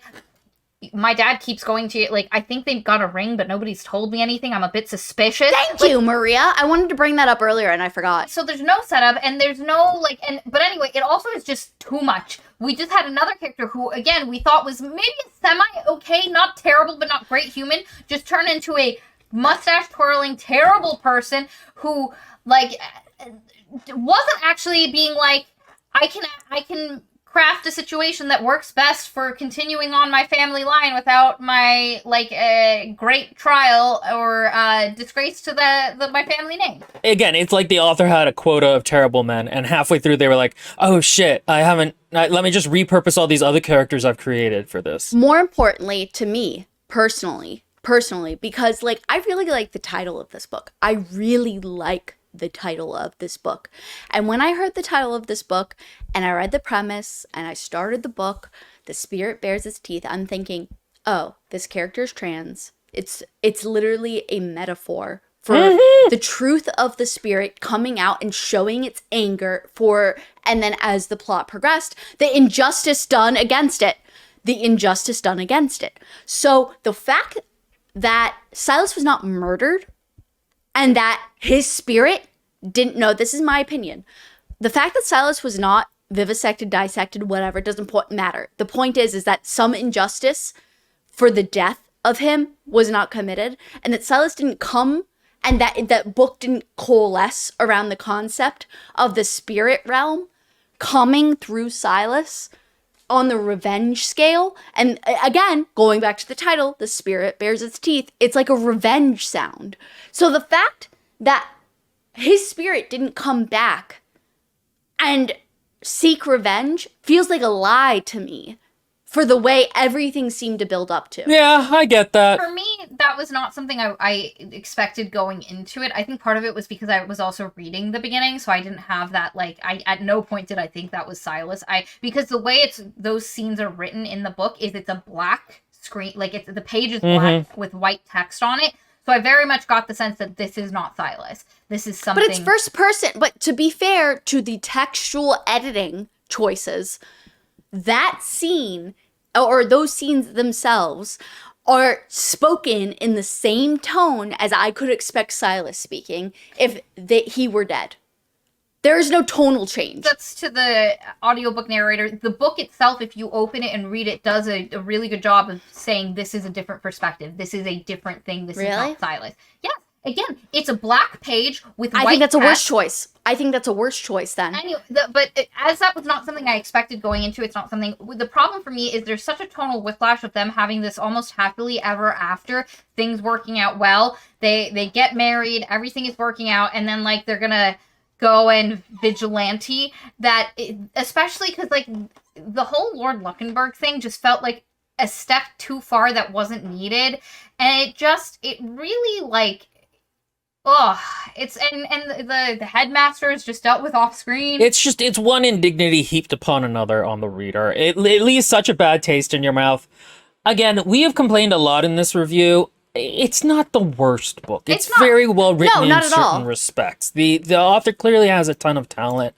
I'd be kind of curious to see other of their work. I think that's why we're being so particularly critical and why it's lasted 3.5 hours of a review. Because there are a lot of really cool ass concepts being approached, but it's just unfortunate. I enjoyed this book. I think if you want if you're into like the body horror and you don't mind it being too dark, I think it's worth reading. That's the end. Join our Discord. Bye. All right, we'll see you all later. Bye. Bye.